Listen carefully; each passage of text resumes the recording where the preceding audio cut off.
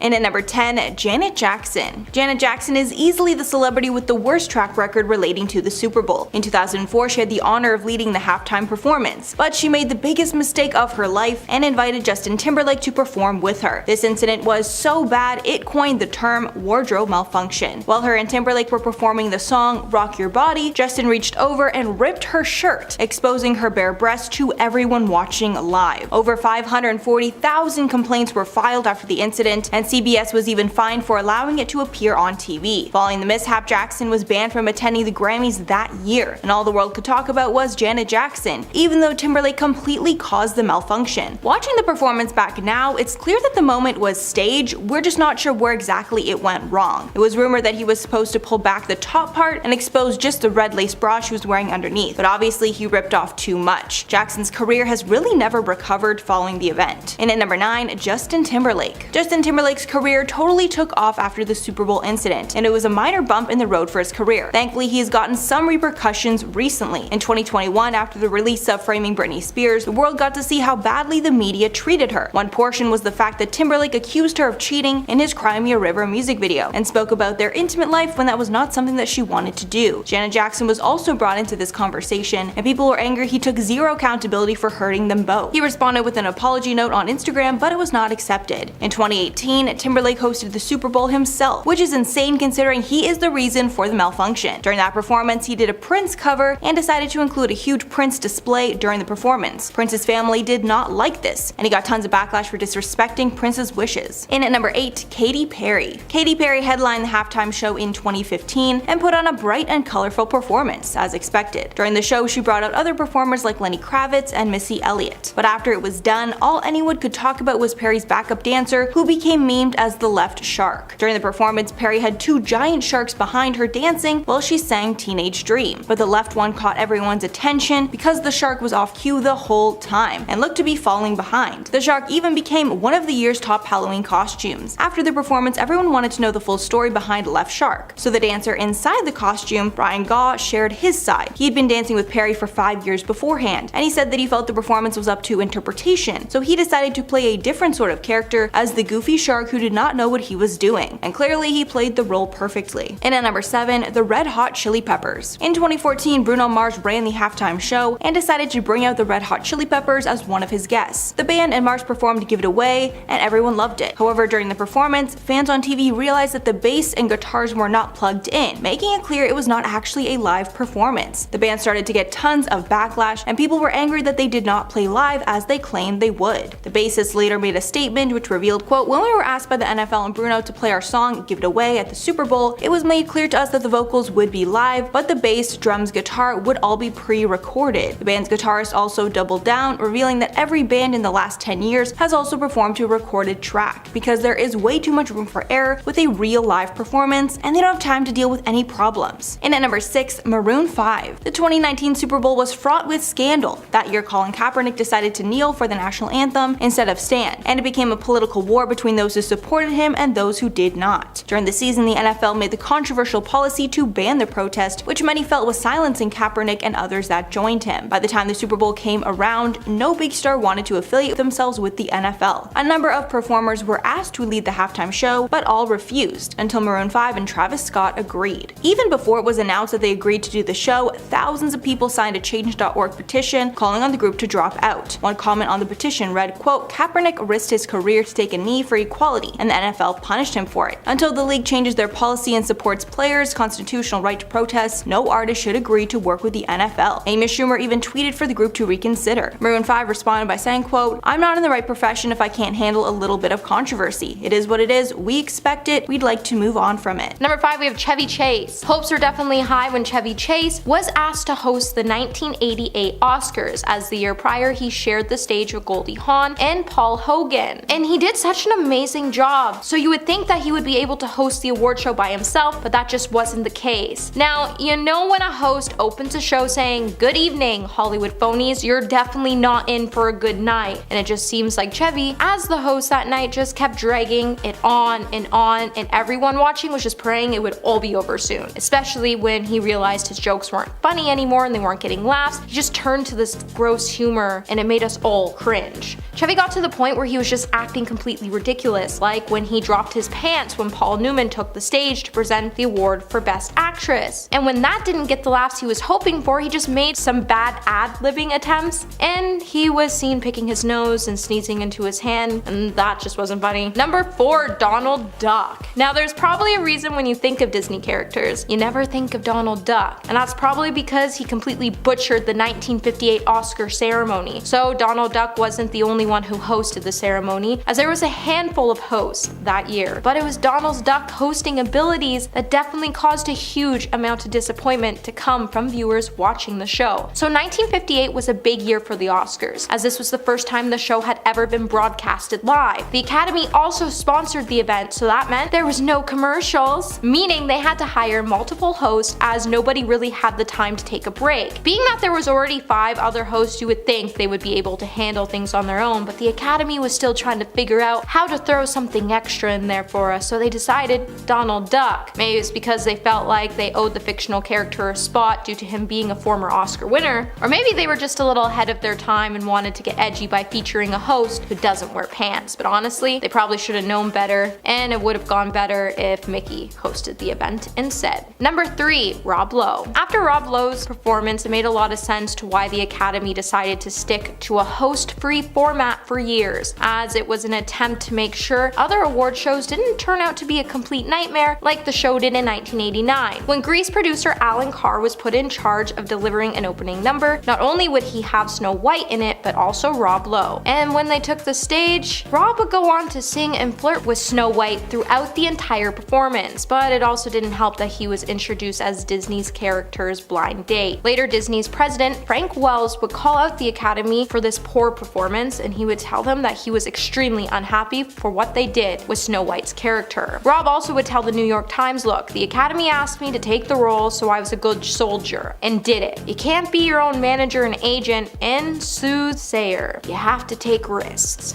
But maybe you shouldn't have taken that one. Number 2, Neil Patrick Harris. In 2015, Neil Patrick Harris, who is known for his roles in the hit series How I Met Your Mother or the Harold and Kumar franchise, got a chance to host the Oscars, and honestly his performance as an MC for the event received a lot of mixed reviews, as his abilities to do the job just wasn't that great. Now while the star's jokes were funny, as he is funny, he kinda pushed it a little too far as he poked fun at his own career, as the star then came out in his own underwear later on in the show to spoof Birdman and show off his songs and dance skills, with some help from Anna Kendrick. But the overall performance would have critics fuming, as they thought his opening was just bland. The only thing most people actually found enjoyable to watch weren't his jokes, but more his political speeches, as they were more entertaining to watch than his skits were. And if you prefer to hear about politics more than you want to watch a skit, you know there's a problem, because let's face it, no one likes politics. And coming in number 1 today, we have Frank Sinatra. So Frank Sinatra actually had the chance to MC the Oscars twice. The first time around, he got the chance to MC the event by himself in 1963, and he did an amazing job, so it wasn't really surprising that the Academy would ask him to come back to the show to MC again, and this time he got on the stage with Sammy Davis Jr., Bob Hope, and Shirley MacLaine. However, his second time as an Oscar host was definitely a tense one, as during this telecasted event, he and his co-host faced some major controversy when filmmaker Bert Schneider read a telegram from a Vietnam diplomat. This then prompted angry viewers to send in telegrams of their own, so mid-show, after fighting with Shirley about making his own statement, Frank would take to the stage to read a disclaimer by Bob Hope, in which he said the Academy was not responsible for the political views that were expressed on the program. But when it comes to politics, sometimes it's just best not to say anything, as people take these conversations very heavily, and it drives a lot of us nuts. At number 10, Vincent Gallo. You always have to be mindful of the things that you say. Your words have a lot of impact and can either make someone's day or ruin it. You must be especially careful with your words when you're trying to get ahead in your career, because one wrong move can set you back significantly or even ruin your career altogether. This is what happened with actor Vincent Gallo, as after one too many failed interviews, his career went down the tubes. Vincent was known to be a little outspoken at times, and he had a history of speaking without a filter, but in 2000, during an interview with a New York Post Page 6 columnist, Vincent said some things about a former co-star that landed him in some hot water and affected effectively ended his career. During the interview, the columnist asked Vincent about Christina Ricci, who starred alongside Vincent in the 1998 film Buffalo 66, and when the actor spoke about his co-star, he didn't have the nicest things to say. He told the interviewer, quote, "It was okay when she wasn't drunk on the set. I think she's an alcoholic. It was either that or she was on cough syrup the whole time. I don't like her. She's an ungrateful C-word. But it was okay. She's basically a puppet. I told her what to do and she did it." End quote. After this interview, he faced some minor backlash for making such mean comments, and his film career just wasn't the same after that. At number 9, John Lennon. The Beatles were a huge hit at the height of their fame, but members of the band also faced scandal and backlash, as every celebrity does. John Lennon had his share of controversies, but one that did quite a lot of damage to the band's career for a little while was when he said that the Beatles were more popular than Jesus. In 1966, John Lennon did an interview where he was asked all sorts of questions, like how he lives and his interests and so on, but his comments on Christianity is where things got heated. In the profile, he said, quote, "Christianity will go, it will vanish and shrink. I needn't to argue about that. I'm right and will be proved right. We're more popular than Jesus now. I don't know which will go first, rock and roll or Christianity. Jesus was alright, but his disciples were thick and ordinary. It's them twisting it that ruins it for me." End quote. Now, when this profile was first released in the UK, no one really thought anything of his comments about Christianity, but when the article was republished worldwide a few months later, things got messy when it hit the US. A radio station in Alabama got a hold of John's comments and proposed a ban on the Beatles, refusing to pay their music and smashed their records. This anti-Beatles mindset began to spread further, angering more people, until eventually Lennon apologized and things died down, making for a chaotic few months. At number 8, Tom Cruise. After doing an interview with Matt Lauer back in 2005, Tom Cruise had a bit of a career setback that affected him for a while. During this interview, Tom made some pretty controversial comments about mental health, psychiatry, and made some harsh criticisms about actress Brooke Shields. All of this was caused by Tom's belief in Scientology and the fact that he doesn't believe in medication or therapy. While on the Today Show, Tom and Matt were having a discussion about how the actor criticized Brooke Shields for taking antidepressants for her postpartum depression, and Tom would keep trying to shut down anything Matt would say to defend psychiatry, also going on to say, quote, "You don't know the history of psychiatry, I do." End quote. A lot of people took offense to the comments that he made on this topic, saying that it was uncalled for and that someone's mental health shouldn't be discussed, and so he lost some support from fans. Between that and his position in the Church of Scientology, he lost a lot of popularity, leading to some box office bombs that affected his career for a while afterwards. At number 7, Miles Teller. Actor Miles Teller is a very good actor, but apparently he kinda sucks when it comes to doing interviews. He was set up to have a very promising career after starring in the 2014 award-winning film Whiplash, but after a series of underwhelming interviews, his career started to decline. The first of his interview bombs came in 2014 when he spoke badly of his fellow actors, where he said, quote, "I feel like a lot of actors of my generation are not proper actors. I want to break out of that whole group of actors in their early 20s and really start to put stuff down that lets you know I take this seriously." End quote. Also in that same interview, he spoke harshly of actor John Cusack, where he said, quote, "I guess we look alike. We did some similar movies. He was a leading man that wasn't traditionally good looking, who was offbeat and quirky but confident. I get it, but I don't want his career." End quote. The more bad interviews he gave, the more people started to see Miles as arrogant, cocky, and rude, which certainly did not help his career. At number 6, John Mayer. I feel like we really don't hear much about John Mayer these days, and that could very well be due to a 2010 interview that tanked his career and made him receive a lot of hate. During an interview with Playboy magazine, John made a lot of rude, crude, and racist comments that ruined his public image. At one point during the interview, John dissed his ex-girlfriend Jennifer Aniston and also spoke in too much detail about his other ex-girlfriend Jessica Simpson, and honestly, I would rather not repeat what he said because it was really gross. On top of that, John also proceeded to say the N-word several times throughout the interview, as though it was the cherry on top of this whole mess. After facing a lot of backlash for what was said during the interview, he tweeted an apology, but his career just wasn't really the same. Number 5, Will Smith. So it's clear that the Grammys never hurt Will's career. However, I think it's still worth mentioning that Will Smith boycotted the Grammys back in 1989 after he and his musical partner, DJ Jazzy Jeff, boycotted the Grammy Awards after learning that the presentation of the award for the new category at the time of Best Rap Performance wouldn't be televised. Smith and Jeff were nominated and ultimately won the Grammy for "Parents Just just don't understand. Smith then in an interview with Entertainment Tonight would say, "We don't have a problem with the Grammys as an award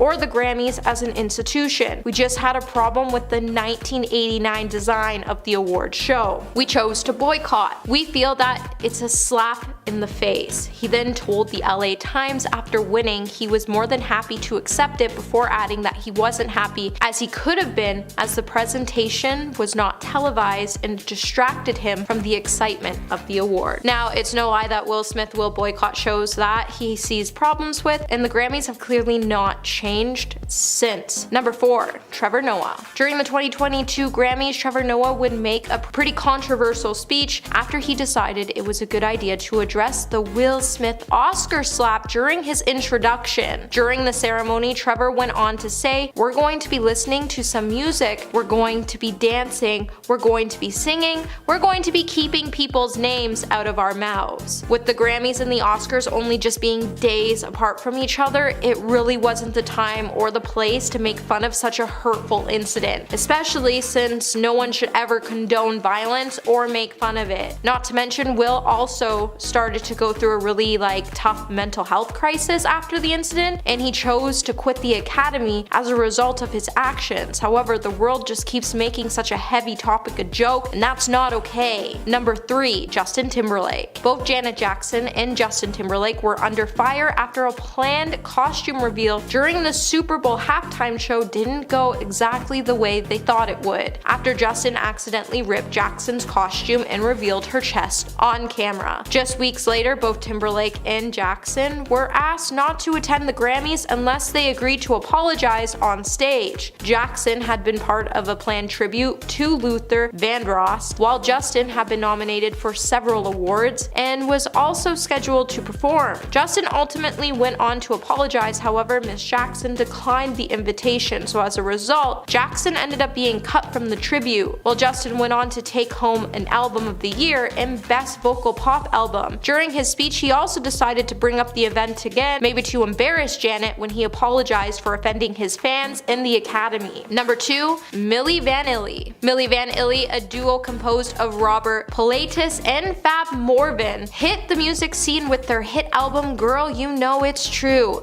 With 3 of their songs on the album hitting the number 1 spot, they would soon be nominated for Best New Artist. However, after they took home the prize, they would soon be forced to give their award back just 9 months later, after it was revealed that they didn't actually perform any of their songs on their album and that they had actually lip-synced their way through all of their live performances. While some said the lip-syncing was known by some in the industry, others couldn't believe that the duo were faking it because they were so good at it. In fact, at first even their own record label didn't even know that the two were lip-syncing, but later uncovered the truth. The artists then felt so bad about the deception that just a week before their cover was actually blown, they suggested that the prize should be given to the actual singers on their album, John Davis, Brad Howell, and Charles Shaw. The pair then officially returned the Grammys just one day after Michael Green revoked their prize. Number 1. Kanye West. When it comes to award shows, you never know what Kanye's going to do, and due to his very controversial behavior, he would even find himself being barred from performing at the Grammys in 2022 due to his concerning online behavior. Variety would then confirm that the decision would come just a day after Kanye, legally known as Ye, was suspended from Instagram for 24 hours for his multiple posts of hate speech, bullying,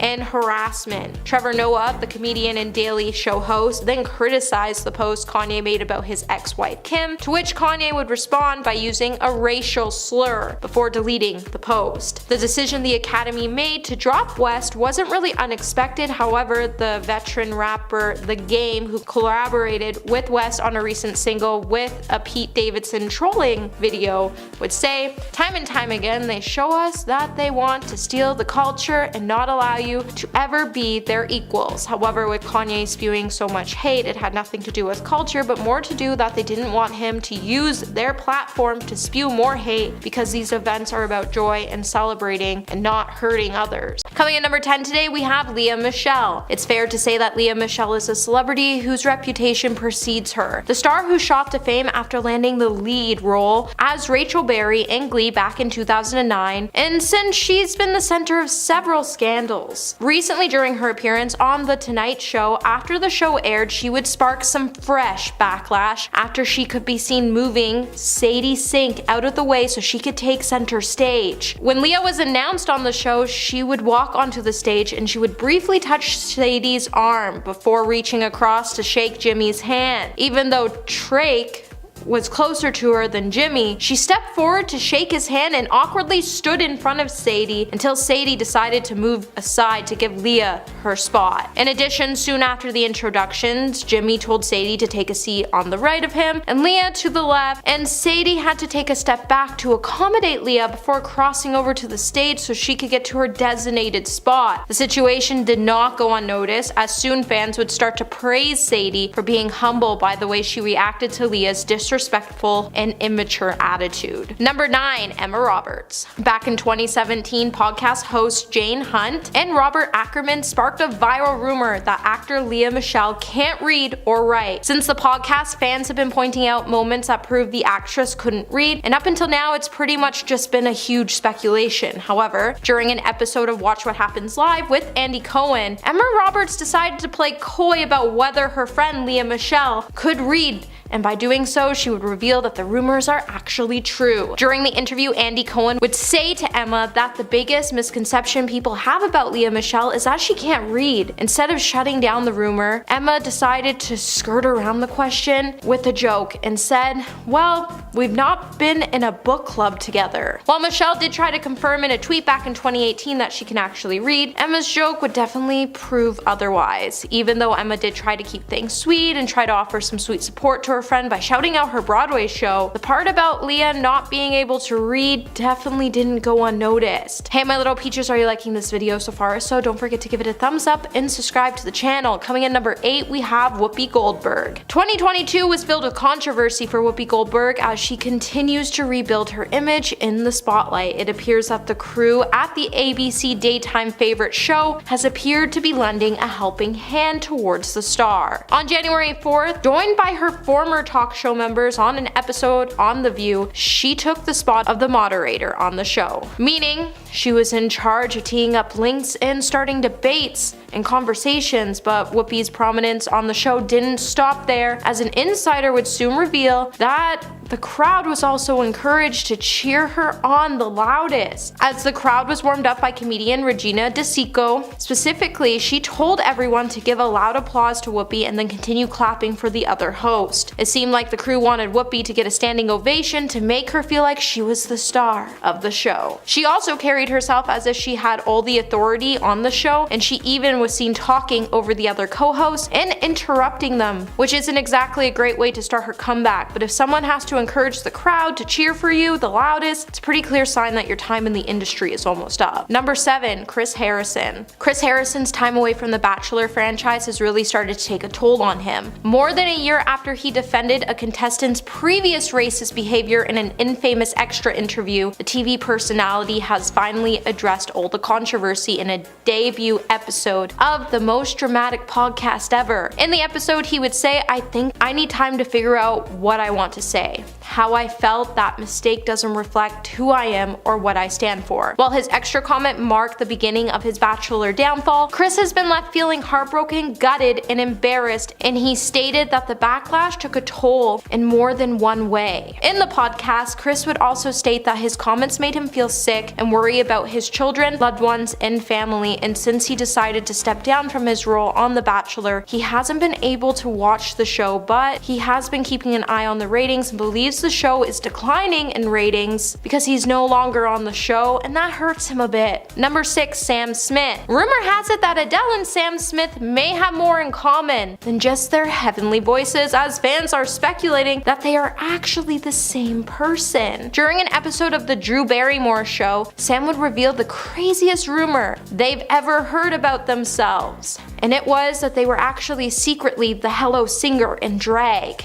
In the episode, Sam would say, "Everyone seems to think that I'm Adele in drag cause we've never been in the same room together. And if you slow down her voice, it sounds maybe a bit like mine. So people think we're the same person and I'm just in drag right now." While some fans in the past have made theories on social media, like one person tweeting in 2018, "Anyone notice Adele isn't at the Grammys this year? It's because Adele and Sam Smith are the same person and you never see them both in the same place at the same time." Others have even begun to mock the singer on Twitter, suggesting Sam made up the rumor, with one person tweeting, "Sam Smith says the craziest rumor they've heard about themselves is that they're secretly Adele in drag. Never heard that one before." And honestly, wherever the rumor stemmed from, someone definitely owes Adele an apology for this one. Halfway number 5, MIA. During Madonna's halftime slot at the 2012 Super Bowl, she brought out her collaborators on the song Give Me All Your Lovin', MIA and Nicki Minaj. But the great night came to a crashing halt after MIA flipped the bird at the end of the performance, and millions of viewers at home saw. The league was so outraged by the decision that they decided to sue her for $16 million. The suit was settled between parties for an undisclosed amount. After the scandal, she claimed the finger was a quote, "display of female empowerment through being punk rock." Madonna later commented that she had no idea it even happened until much later, but she was really surprised to learn that it happened, saying quote, "I was really surprised. I didn't know anything about it. I wasn't happy about it. I understand it's punk rock and everything, but to me there was such a feeling of love and good energy and positivity, it seemed negative." In at number 4, Coldplay. It's hard not to love Coldplay, but sadly their Super Bowl halftime show was really cringy, mostly because the band was upstaged by their guests Beyonce and Bruno Mars. I assume most of you didn't even know that Beyonce's legendary Super Bowl performance in 2016 wasn't actually her show, it was Coldplay's show, she just guest starred. Considering many people don't remember anything about Coldplay's performance, it's clear that they took the back seat. During the show, Chris Martin's performance looked more like a third wheel, not someone who was actually supposed to be there. In at number 3,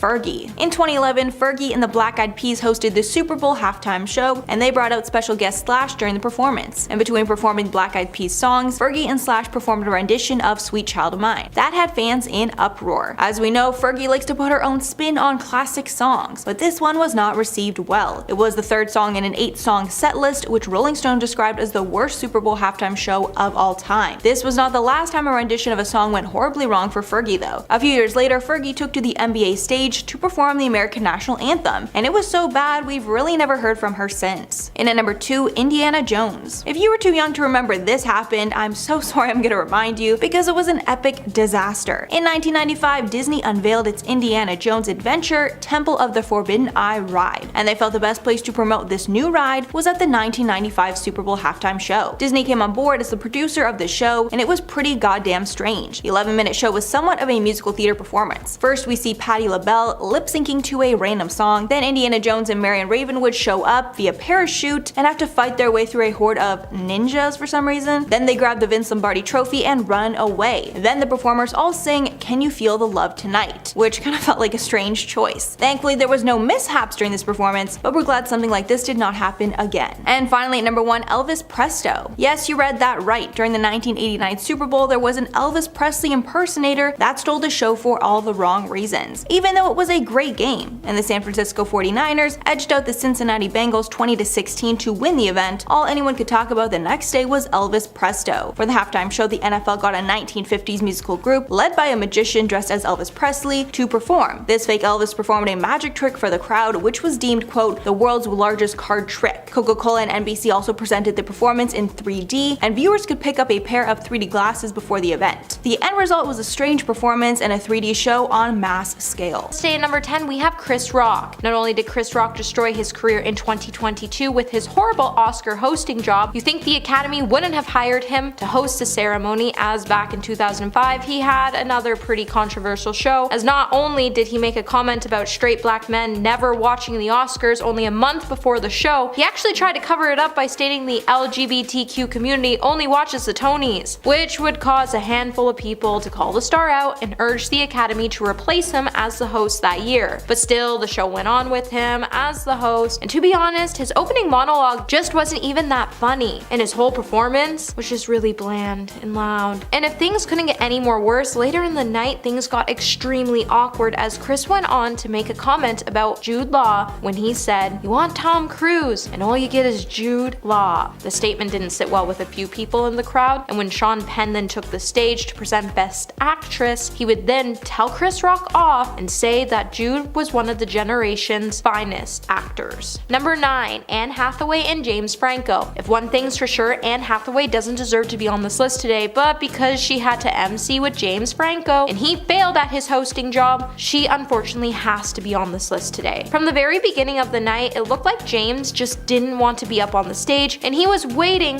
for the whole event to be over, which was strange as you think the actor would have been a little more excited as he was also nominated for an Oscar that year, but he still didn't want to be there. So to make up for his co-star's lack of energy, Anne had to try her best to keep the show afloat. Unfortunately, tipping into her over-the-top energy caused a lot of the viewers to cringe. But I still don't know what's worse, the fact that they had zero chemistry on the stage, or the fact Anne opened up the ceremony by saying, "My gosh, you're all real." Later, James would even acknowledge how bad his presence was by telling David Letterman, "I've thought about it. I think I know why I bombed. I love her, but Anne Hathaway is so energetic. I think the Tasmanian devil would look stoned standing next to Anne Hathaway." Hey my little peaches, are you liking this video so far? If so, don't forget to give it a thumbs up and subscribe to that channel. Number 8. Seth MacFarlane. To be honest, I don't think any of us could really understand why the Academy would ask Seth MacFarlane to host the Oscars in the first place, as his brand of humor in his Family Guy show is very controversial. So they should have known that his performance was going to get on a lot of people's nerves.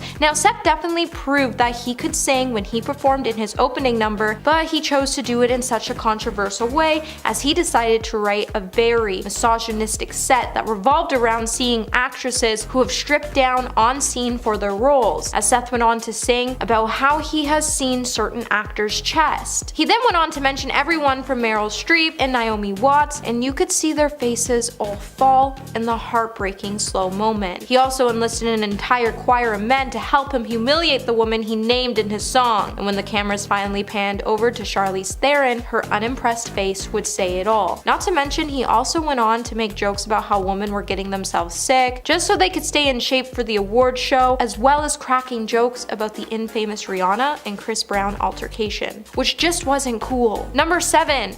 Ellen DeGeneres. Ellen's first Oscar hosting gig in 2007 was an utter mess, as it was nothing like the lovable performance she put on in 2014. Maybe her first time around was just missing all the selfies and pizza. However, with saying that, it isn't really Ellen's fault her performance as a host didn't do so well, as prior to hosting the Oscars, she previously hosted 3 Emmy Awards, and she did such a great job doing so. So when the Oscar ratings were down, the Academy brought in Ellen so she could bring in a different demographic, but by doing so it seems like it was just a little too forced, as she just kept rambling on and her points just fell very flat throughout the night. Even her overall style didn't seem to fit in with the Oscars, and there was a point where she even mentioned the Oscars was going green and that she was going to recycle some of her old jokes, and she actually took that to heart. It seemed like she made the night a little too much about herself and didn't really focus on the films and the actors that were up for consideration that night. Number 6. David Letterman. It's no lie that David Letterman was at his peak in 1995, but just a couple years earlier he was actually passed over for the Tonight Show gig that was vacated at the time by Johnny Carson. So David instead went to sign his own deal for his own show on CBS, and he actually was beating Jay Leno's late night ratings by a decent margin, so he became the perfect choice to lead the Oscars, well, after both Whoopi Goldberg and Billy Crystal declined to host the event first. Now, David has always had this very dry sense of humor, and it didn't exactly translate well when he was hosting the Oscars, with his opening monologue being extremely boring. To listening to Uma Thurman and Oprah's opening skit was also just very odd and out of place to watch. David just couldn't get his style of work to fit in the right way like Johnny Carson did before him. It also didn't help that he also told the audience at one point to pay attention. At the end, David took all the heat he was receiving in stride, and he even went on to make fun of himself when he returned to his regular job by saying the Oscars even asked him to perform again. Crazy. Number 5. James Corden. On January 2nd, 2023, James Corden appeared on the Drew Barrymore show, and James would be asked why he was leaving the CBS talk show after what would be 8 years on air. James would then recall a story from 2 summers ago when he was shooting his Amazon Prime video series Mammals. In an interaction with his son Max, who was now 10 at the time, it made him realize that he wanted to spend more summers with his son because he only had 6 more left. While James said he didn't want to cancel the show, he would then blame the situation on his son. However, the timing of him deciding to leave his show just seems more like a career move and reputation thing rather than a reason to spend more time with his son and family, because since entering into the spotlight, James has been a part of several controversies, such as back in October, the comedian's reputation took a huge hit after Keith McNally banned James from his restaurant in New York City and labeled him as a tying cretin of a man who was the most abusive customer he has ever seen, after James was caught yelling at a server who got his wife's egg yolk omelet wrong. Number 4, Chelsea Handler. While Chelsea didn't seem to end her career this year on a talk show, she did decide it was a good idea to mock several huge controversial topics from last year during her monologue at the 2023 Critics' Choice Awards. While the star went on to reference things like the Don't Worry Darling press tour, the Roe vs. Wade Supreme Court overturning. When announcing the cast of The Bear and that they were at the ceremony, Chelsea would then joke about the drama surrounding James Corden from a New York restaurant and how he showed us working in the restaurant industry is miserable. Chelsea then went on to mention that the controversial celebrity diet culture is just insane, and while Chelsea was trying to find a way to have a great time and make everyone feel comfortable, welcomed, and feel like they belonged and to be at the show, she definitely took things a little too far, and all she did was put herself into a little bit of a hole that's going to be difficult to climb out of to save her reputation and career. And not to mention, just a couple of days before, she would make an appearance on The Tonight Show where she would confess that she didn't realize that the sun and the moon weren't the same thing until she was 40. Yeah, let that one sink in. Number 3, Eddie Murphy. The original script for Star Trek IV: The Voyage Home originally had a large role written specifically for Eddie Murphy, who at the time was a box office star coming off the heels of a successful film, Beverly Hills Cops. And additionally, Eddie was interested in appearing in the movie as he was a big Star Trek fan. He even met with the producer, Harvey Benner, and director, Leonard Nimoy, to discuss the part, which he was ultimately decided to not take. When he turned down the role, he originally said it was because he thought making the movie Golden Child would be a better fit for his career, but then recently on his appearance on Jimmy Kimmel Live, he would offer up another explanation when he said, yeah, you know which one it is. It's the one where they go to San Francisco and they get the whales. I was going to be in that one. I met with them. They met when they got to San Francisco, and I said no. I want to go beam up and be on the ship, so I didn't do it. This definitely has some die-hard Star Trek fans screaming as they would have done anything to play this part in the film, and Eddie just turned it down because he wouldn't be beamed up into the ship.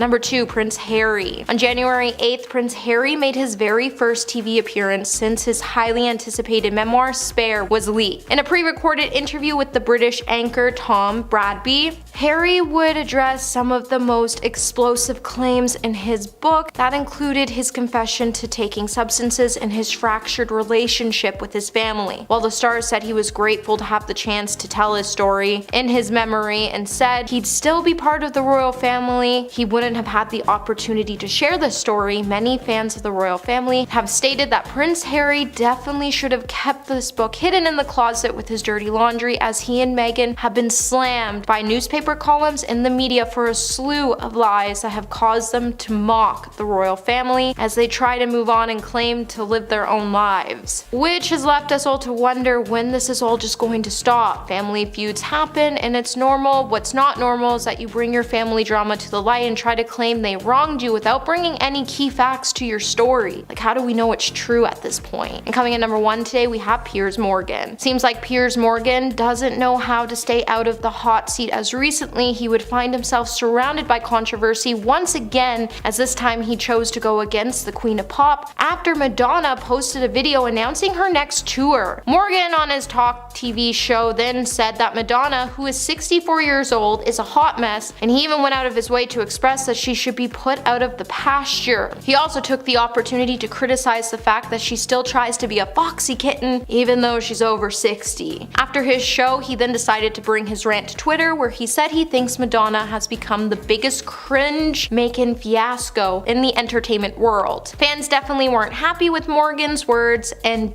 many just continue to call him out on his insensitive, misogynistic, and even labeled him as a cruel person for his words. Starting off our list at number 10 today, we have Harry Styles. Currently, Harry Styles is receiving backlash over comments he made during his Album of the Year speech at the Grammys on Sunday. What should have been a big night for Harry after he performed his #1 single, As It Was, and won his first Grammy Award, would soon be forgotten after he made some pretty serious remarks during his acceptance speech. After he won Album of the Year, reacting to Harry's win, he said, "I've been so inspired by every artist in this category with me at a lot of different times in my life. I think on nights like tonight, it's so important to remember that there's no nights like tonight. It's so important to remember that there's no such thing as best in music. This is really, really kind. I'm so grateful that this doesn't happen to people like me very often. This is so nice, thank you." While fans were quick to congratulate Harry, others decided to point out that there were issues with Harry claiming that this doesn't happen to people like him very often, because for years, white men like Harry have always been given preferential treatment at the award shows like the Grammys, and this year he was up against artists who have been historically shut out of those awards for years. Number 9, Chris Brown. Chris Brown isn't a happy camper after finding out that he lost out on Best R&B Album of the Year to pianist Robert Glasper at the 65th Grammy Awards on Sunday. Voicing his anger over his loss, Chris would head over to his Instagram to fire shots at Robert in a series of stories posted to Chris's account. In one post, Chris would say, "Y'all playing? Who the F is this?" alongside a picture of Glasper with several crying laughing emojis. And he didn't stop bashing Robert there, as he then went on to say, "Who the F is Robert Glasper? I'ma keep kicking y'all ass.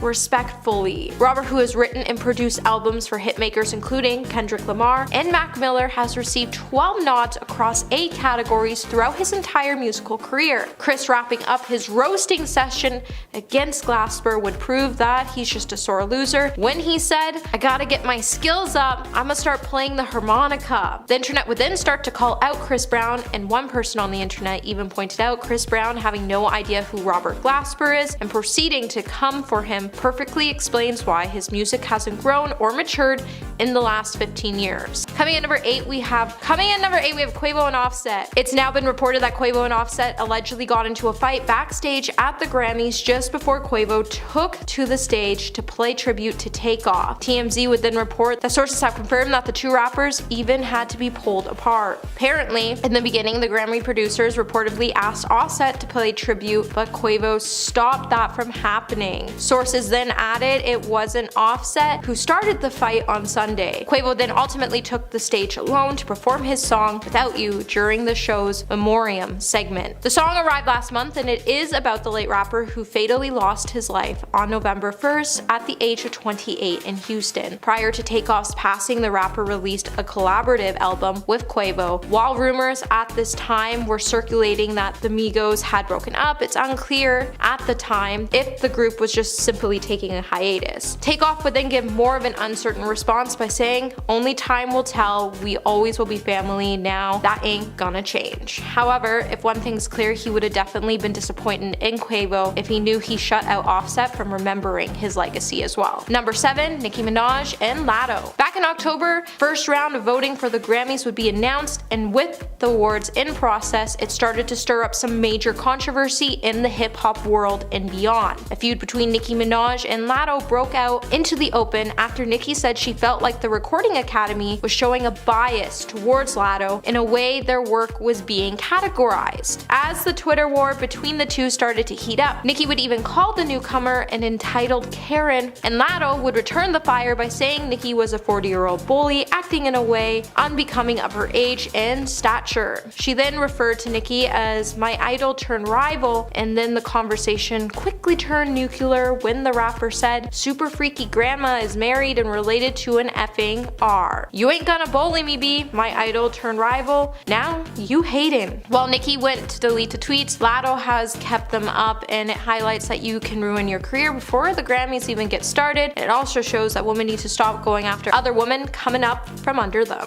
Number 6, The Weeknd. When voting began for the 2023 Grammy Awards, the ballot would reveal that The Weeknd has still continued to withhold his music music from the awards consideration. While the artist appeared across the ballot numerous times due to his guestwork, his respective solo album would be nowhere to be found. The Weeknd first began his boycott of the Grammys in 2021 after not receiving any nominations for his massive, successful After Hours or its singles. He then went on to say, "Because of the secret committees, I will no longer allow my label to submit my music to the Grammys." Even after the Recording Academy changed some of its rules, he maintained that he would not be submitting his work. However, despite his boycott, The Weeknd did win the 2022 Grammy Award for the Best Melodic Rap Performance for his contributions to Kanye West. Hurricane. At number 5, Alex Pettyfer. Actor Alex Pettyfer was riding a pretty good wave of success after starring in I Am Number 4 and Magic Mike, but behind the scenes he was ruffling feathers in Hollywood after he was described as, quote, surly, arrogant, and disrespectful by The Hollywood Reporter. This entertainment news source exposed what Alex was really like after someone who worked with him on set came forward to share their horror stories with the actor. At one point, Alex's career took a pretty big hit, but things became worse after Alex did an interview with V-Man magazine that really set his career back. During this interview, he called out the entirety of Hollywood where he said, quote, "LA is growing on me a little bit, but it's still a hole. I think it's this insidious pool where nearly everyone lives in fear. Geographically, it's fantastic, but socially, it's disgusting. I wish they'd run all the C words out," end quote. After these harsh words and the fact that he's a nightmare to work with, Alex's career just wasn't the same. He wasn't welcomed back to reprise his role in the Magic Mike sequel, and since then, he hasn't really been a part of any major projects in the industry. At number 4, Shia LaBeouf. Shia LaBeouf has been having a pretty rough time in Hollywood lately. A few months ago, he was facing backlash after his ex-girlfriend, FKA Twigs, issued a lawsuit against the actor for physically harming her, but before that, Shia had also faced backlash for his unruly behavior both on and off set. What really did him in at one point was an interview he did back in 2008 where he blasted Steven Spielberg after working on Indiana Jones and the Kingdom of the Crystal Skull. This movie itself got mixed reviews at the time of its release, but Shia criticized the film's director, and that's when the hate began for the actor. He told the Los Angeles Times, quote, "I think the audience is pretty intelligent. I think they know when you've made crap, and I think if you don't acknowledge it, then why do they trust you the next time you're promoting a movie," end quote. He also went on to say, quote, "I'll probably get a call, but Spielberg needs to hear this. I love him. I love Steven. I have a relationship with Steven that supersedes our business work, and believe me, I talk to him often enough to know that I'm not out of line. And I would never disrespect the man. I think he's a genius. I think he's given me my whole life. He's done so much great work that there's no need for him to feel vulnerable about one film. But when you drop the ball, you drop the ball," end quote. Shia ripped on the director later on in 2016 as well, but at that point, the damage was already done. Looks like you can't criticize one of Hollywood's greatest directors and come out unscathed. At number 3, Wilmer Valderrama. Back in 2006, That 70s Show actor Wilmer Valderrama was a guest on Howard Stern's show, and he said some things that he surely regretted saying because after this interview, his career took a pretty big hit. While on the show, the actor shared some information about his private life that frankly, nobody asked for and was very inappropriate. The actor exposed a lot of details about the people that he slept with, going on to reveal that he had slept with Mandy Moore, and even described the experience that no one really needed to know about. He also went on to rate his relationship with actress Jennifer Love Hewitt, and again, nobody needed that information. Wilmer just really exposed a lot of personal information about himself, but faced scrutiny because of how the people he talked about were impacted. A lot of people pointed out how the comments he made were uncalled for, uncomfortable, and inappropriate. It took the actor years to issue an apology for what he said during that interview, but by that time, the damage to his career was already done, and he never quite bounced back. At number 2, Charlie Sheen. Charlie Sheen was riding a pretty good wave back when he was a star of 2.5 Men, but after his horrible interview on 2020, his career was destroyed and he never fully recovered. After having a hugely successful career, making millions of dollars per season on 2.5 Men, actor Charlie Sheen started to have a downward spiral. Everything sort of came crashing down for him after the interview where he ranted about the 2.5 Men creator, Chuck Lorre. This interview was all over the place with Charlie behaving frantically, going on tangents, and even calling Chuck Lorre, quote, "a turd and a clown." This interview was all over the news because it was chaotic, Charlie was put on blast, and his career just came to a screeching halt.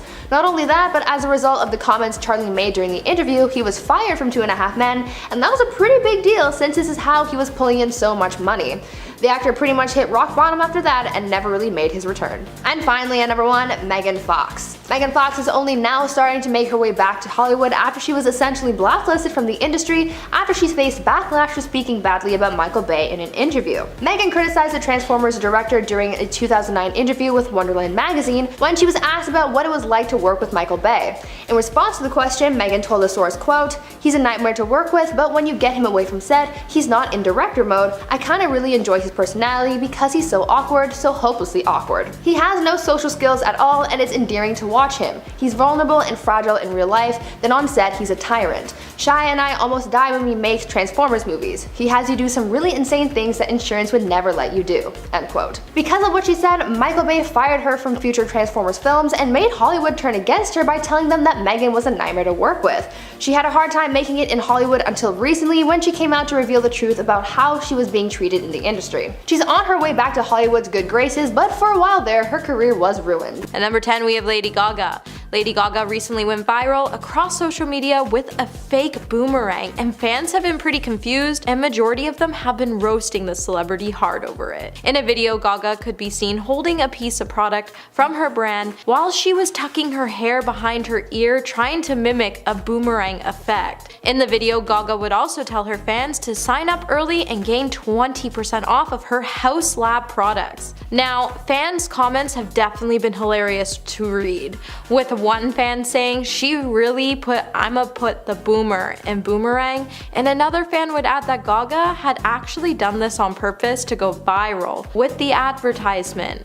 Given it wasn't the first time she's made a similar post, they would also note that she's a marketing genius, and they were definitely right about that. At number 9, we have Millie Bobby Brown. Millie Bobby Brown has finally decided to respond to the backlash she received after posting a video that showed her faking her skincare routine. After a video was posted on Millie's page back in 2019 of her demonstrating how she uses her vegan skincare line for teenage girls, Florence by Mills, comments immediately began to criticize the actor for pretending to use products such as her face mist, scrub, wash, and moisturizer.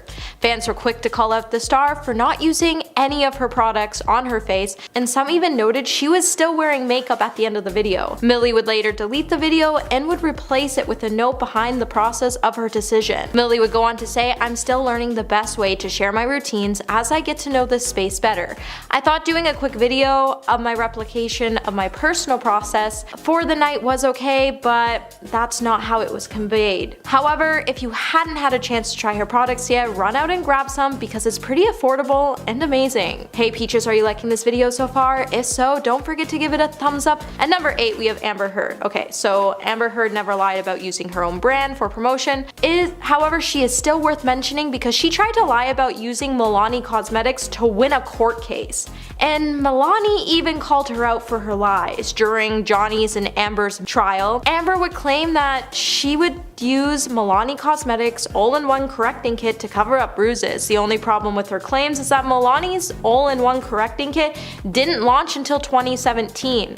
Milani would even post a TikTok video that the product wasn't even available before 2017 and highlighted that the actress was using it from 2012 to 2016. Now, Amber's attorney did not specifically name Milani Cosmetics in court, however they did hold up the kit and said Amber carried this exact one every day. At number 7, we have Addison Rae. Addison Rae was accused of trying to scam fans after launching a face mist that protects skin from blue light damage, just months after another influencer had to cancel a similar product due to backlash. Addison Rae would then release her own version and would say that her product was designed to guard and relieve the skin from blue light that comes from cell phones, computers, and TVs. Many were quick to say that Addison's product is a scam because there is still very limited evidence to prove that blue light is even harmful to skin in the first place. Most health concerns regarding overexposure to blue light relates to eye strain and vision problems, not skin. So the TikTok star should have opted to create her own line of blue light glasses rather than a product to scam her fans into thinking blue light actually damages our skin. At number 6, Selena Gomez. Selena Gomez was smart when she created her makeup line, but she failed to mention that you physically can't use her products with other products. So unless you're going to buy her whole line of eyeshadows, foundations, concealers, blush, bronzer, you won't be able to do a full face because everything is going to fall right off your face due to her formula. Since Selena Gomez's line, Rare Beauty, is a water-based formula, unless you're using a similar water-based formula, you're definitely going to have some problems getting your makeup to stay all day with a flawless appearance. So with her claiming that her product really holds up and stays all day, the statement's only partially true because in order for it to hold up all day, you have to purchase the whole line, and that's a hefty amount of money to splurge on all at once. However, with Rare Beauty using their resources to support mental health and bring mental health services to an educational setting, it's a brand we seriously can't help but support, as the products do what they claim and their impact is truly beautiful. At number 5, Rihanna. Rihanna's line, Savage X Fenty, has drawn in millions in investment funding because it has been lauded for its inclusive sizing and diverse marketing. However, Rihanna's company deceptively promotes discounts and prices that are only available to consumers who are part of the company's membership program, without clearly disclosing the fact when marketing the discount. When consumers flock to the site for the deals, they are automatically enrolled by the company into an extra VIP membership. And the company doesn't clearly disclose the terms and conditions, like needing to take affirmative action every month to avoid reoccurring charges. And some of these items listed on the site are already defaulted to VIP pricing, and they don't give an option to purchase it at a regular price. So if you add one of these to your baskets, you're automatically being added to Savage X monthly membership plan. And the only way of knowing the membership will result in more charges is by clicking the small Learn More button, which will let you know you will be charged a minimum of $49.95 a month. So always read the small print. At number 4, Khloe Kardashian. Khloe Kardashian's clothing company Good American has been getting some ridicule on Instagram after some followers have accused the star of photoshopping images to make her products seem better than they actually are. When the reality TV star posted a photo on her Instagram lying on a mirrored floor, gazing at the camera, she would sport a pair of shape-enhancing skinny jeans. However, the page's followers quickly called her out because they forgot to Photoshop her reflection to match what they edited outside. Fans were quick to point out that they loved Khloe, but who is that? It just didn't look like her. And Good America, Khloe Kardashian, why are y'all doing homegirl like that? At least Photoshop her shadow. Goodness. The photo definitely ran in contrast to Good American's brand identity, as the company was designed for a curvier, stronger shape, but fans pointed out that how is your brand supposed to promote embracing yourself when they're caught photoshopping their advertisements? The lies were definitely real in this post, and it's definitely something we all didn't see coming, and we definitely won't be purchasing anything from this brand anytime soon. At number 3, we have Shay Mitchell.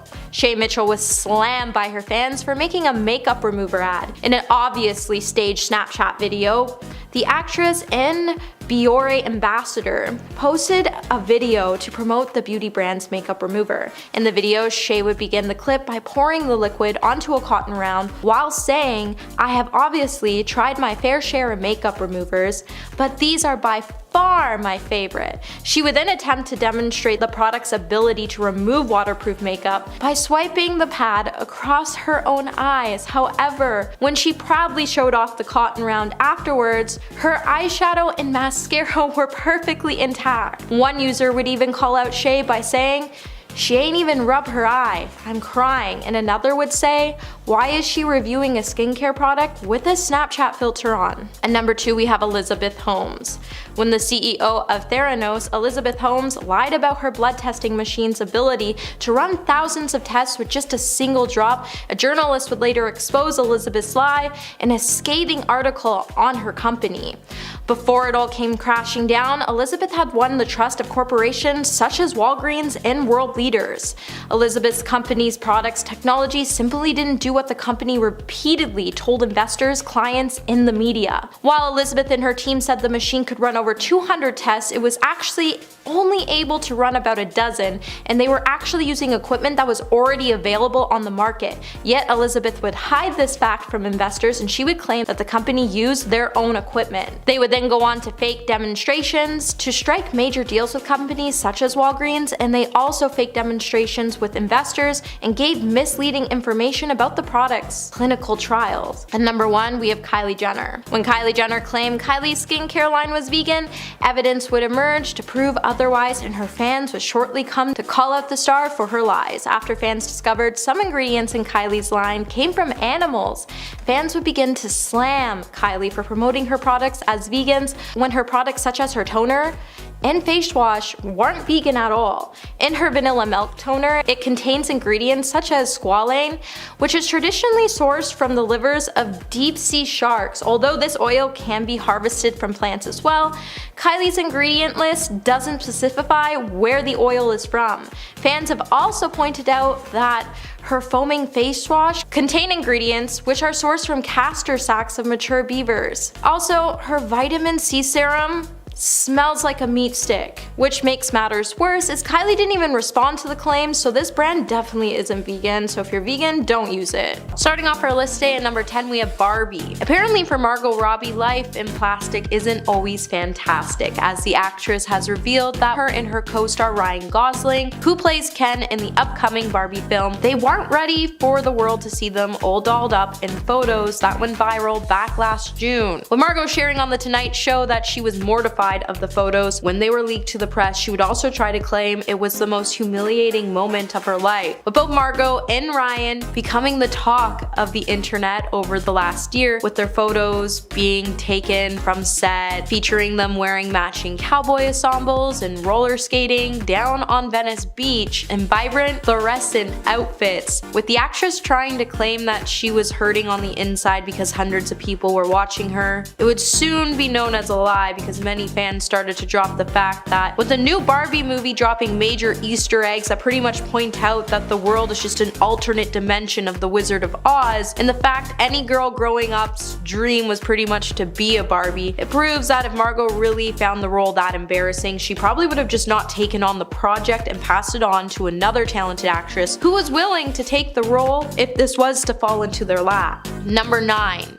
Age. Back in 2016, after Margot became the cover story of Vogue magazine, people would then start to speculate that the Australian actress isn't exactly her age. With Margot's age soon becoming the subject of the internet for years to come, though there are plenty of rumors of actors and actresses who lie about their age, back in 2016 people just couldn't believe that Margot was actually 25 years old, and they just didn't think it was right that a 30-year-old was trying to lie. With people drawing up receipts to prove that their theories were right, one would point out in 2008 it was listed that she was 23 years old in the first SATC movie. So her age in 2016 would make her around 30 to 31 years old. Now it's not very shocking that the actress would lie about her age, as Hollywood has become obsessed with younger culture, to the point it's become harder for women in Hollywood to find acting work as they age out of their 20s. So Margot, much like fellow Australian actor Rebel Wilson, shaved 5 to 6 years off her age so she could stay relevant while working in the industry. Coming in at number 8, we have Will Smith's relationship. Back in 2013, Star magazine alleged that Will Smith got caught cheating with his Focus co-star Margot Robbie. In the report, publication posted that they found proof in Will's affair after they obtained and published a photo on the cover of their magazine. In the photo, Will appeared to be shirtless and Margot could be seen lifting up her own shirt. An unnamed source would then claim that once they pulled back that curtain to take the pictures, they were running wild, laughing, hugging, and muzzling each other in the dark. With the whole thing being pretty much scandalous, Margot and Will tried to claim that they were just friends, having fun, and to point out that they even had representatives waste no time calling the entire story bogus when they went running to E! News. However, considering the fact that Jada once shortly came out to shade Margot, it would prove that maybe the scandal had some truth to it and something did happen between the pair. Number 7. CGI. Every actor always has different ways in when navigating through clothingless scenes. For some actors, it's not just a big deal as long as it makes sense for their character, and for other actors, they just refuse to strip down for any role. They are given regardless of the story they are telling. With Margot falling more closely in the first camp after she filmed a full frontal scene for The Wolf of Wall Street, being clothesless in scenes stopped being such a big deal for her. However, it seems like it was a big deal to her family, which is why she lied about it. With the Australian actor sitting down for an interview with Jimmy Kimmel Live, she would tell the host, "I just flat out lied to my family for a very long time. And I said, I don't care what you hear, I'm wearing clothes in the whole film and ignore what anyone else says." Eventually, Margot's lie was short-lived after learning that her family had very much an intention to go see The Wolf of Wall Street, so she came up with another lie, and this one was the more outlandish and hilarious. As she said, "I changed that to, it's actually a body devil and they just use CGI. And they just CGI'd my head onto someone else. And my family doesn't have anything to do in the entertainment industry." And they were like, "They can do that?" And I was like, oh, technology these days. You wouldn't believe what they do in Hollywood. Number 6, Lady Gaga. When it was announced that Margot Robbie had nothing but applause for the idea that Lady Gaga would be stepping into Harley Quinn's villainous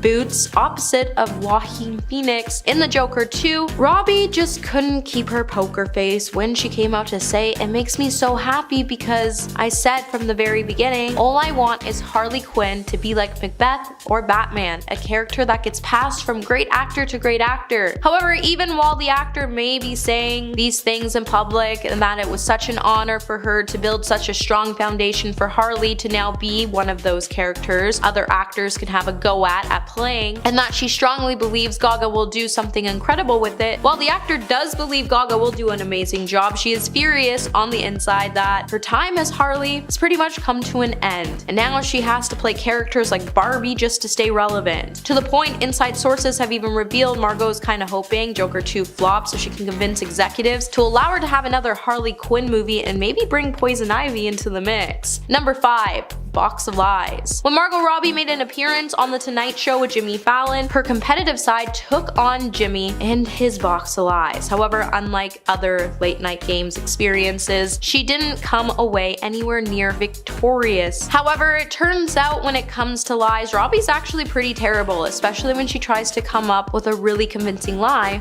for Fallon in the game. With Margot having plenty of tics to tell that gave her away, like her accent disappearing completely, it would make us all wish that she really never has a chance to actually play poker, because if she did, she stands to lose a lot. With the pair taking turns describing a strange object that the box had in a box hidden from the participant's view, the other player had to guess whether this was a truth or a lie. With Margot trying to tell Jimmy that the plastic lobster was in fact a Jessica Rabbit doll with his head on it, right away Jimmy saw right through the actress's lie, and he continued to see it every time they played. Number 4. Crying. If you go back to September, you might recall Margot found herself being the center of discussion online after a batch of photographs of her looking distressed made rounds across social media. In the snaps, Margot could be seen dressed casually and appearing to be leaving a residence with a suitcase in hand. Though fans were immediately concerned when it appeared that the actress was crying, as she could be seen looking towards the ground, scrunching her face while trying to cover her face with her hand. To make matters even more intriguing, Page 6 and several other media outlets would then start to report that the photos had been taken while Margot was leaving the home of Cara Delevingne. With the two being known to be good friends, around the time the photos were taken, Cara had sparked major concern among her fans as she started to exhibit what many deemed to be unusual behavior in the prior months. And just days after, Margot could be seen looking teary-eyed after she supposedly visited the supermodel's home. However, then the actress said that she wasn't crying and she was actually just on the phone with her mom, who was keen to check in on both her and Cara, and that the photos weren't outside Cara's home but rather an Airbnb. However, after fans compared the photos, it would be pointed out that it was Cara's home, not an Airbnb, and on top of that, Cara's behavior only got worse from that moment, so it's clear whatever happened that day did clearly disturb Margot. Number 3. Won't date actors.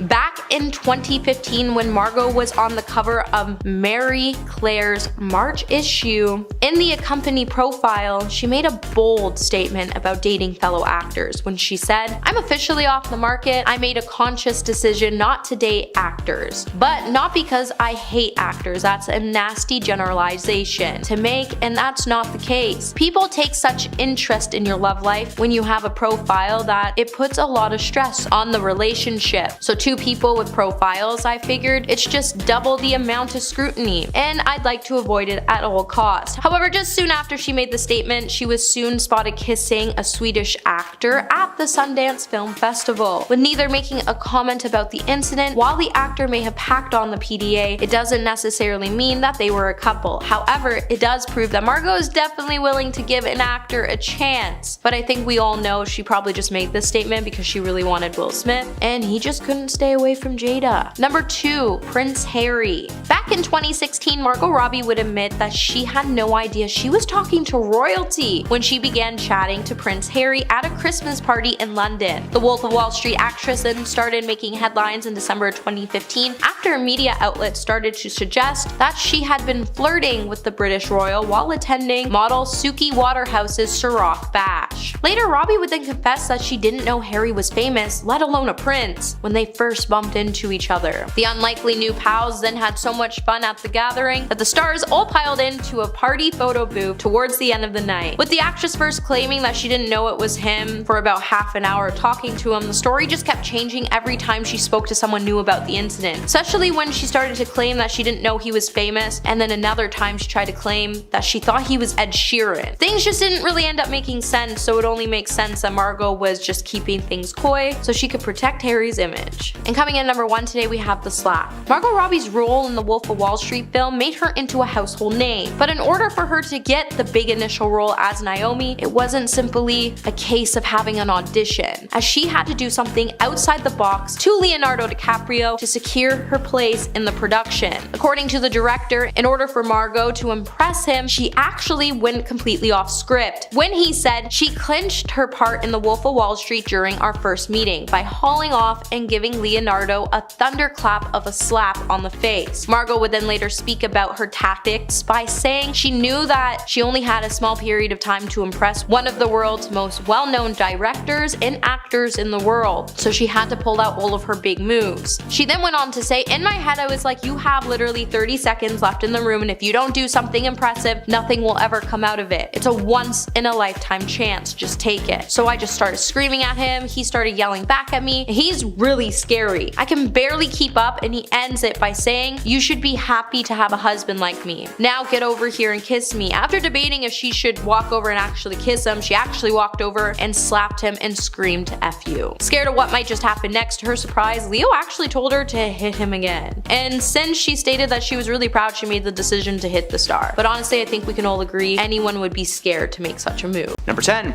Robert Pattinson. Before he was Edward Cullen in Twilight, and before he was Cedric Diggory in Goblet of Fire, Robert Pattinson was an educated gentleman. At least that's what he likes to tell people. When he first moved to Los Angeles, he found it difficult to get work as an English actor. When he was brought into casting rooms, he didn't have the mountain of experience that some producers required an actor to possess. Eventually, he figured the easiest way to get work was to tell just a little fib. When they would ask him his background and what he had been up to for the past few years, he would tell casting directors that he had studied at the Royal Academy of Dramatic Arts, which is number 12 on the Hollywood Reporter's ranking of the world's best theater schools. He would follow it up with, "Oh, and after that, I went to Oxford." You know how it is. This worked for a long time until too many English actors who had proof of attendance began moving to the city. For a while, he admits to switching his methods to putting on a fake American accent, but that didn't work so well. Eventually, it was revealed by RADA themselves that Robert had never attended the school or even taken a tour. Man, he didn't even step foot in that place. At that point, he had already been casted in the projects mentioned earlier in the century, and his abilities as an actor have only gotten better and better over the years. And he's Batman now! He's only like the 6th one? I don't know, but still. Number 9. Anne Hathaway. Anne Hathaway not only shares the same name as William Shakespeare's wife, but she is also an incredible actor with one small issue. She's a liar! When an audition for Ang Lee's romantic drama Brokeback Mountain came up, starring Jake Gyllenhaal and Heath Ledger as the leading men, she told a little fib about her ability to ride a horse, and apparently received some key advice from her parents at a young age. She said her parents gave her a lot of gifts in her life, and one of those is that if you're ever asked if you can do anything by anyone, you say yes. You can learn anything in 2 weeks if you're motivated enough. Okay, that's a nice thought and all, but like that doesn't really apply to everything, you know? You can't learn like nuclear physics, for instance, or surgical skills in 2 weeks. Despite never actually riding a horse, she confidently told Ang Lee that she was a pro. She was casted, and when it came time to ride the Nene, she was noticeably nervous.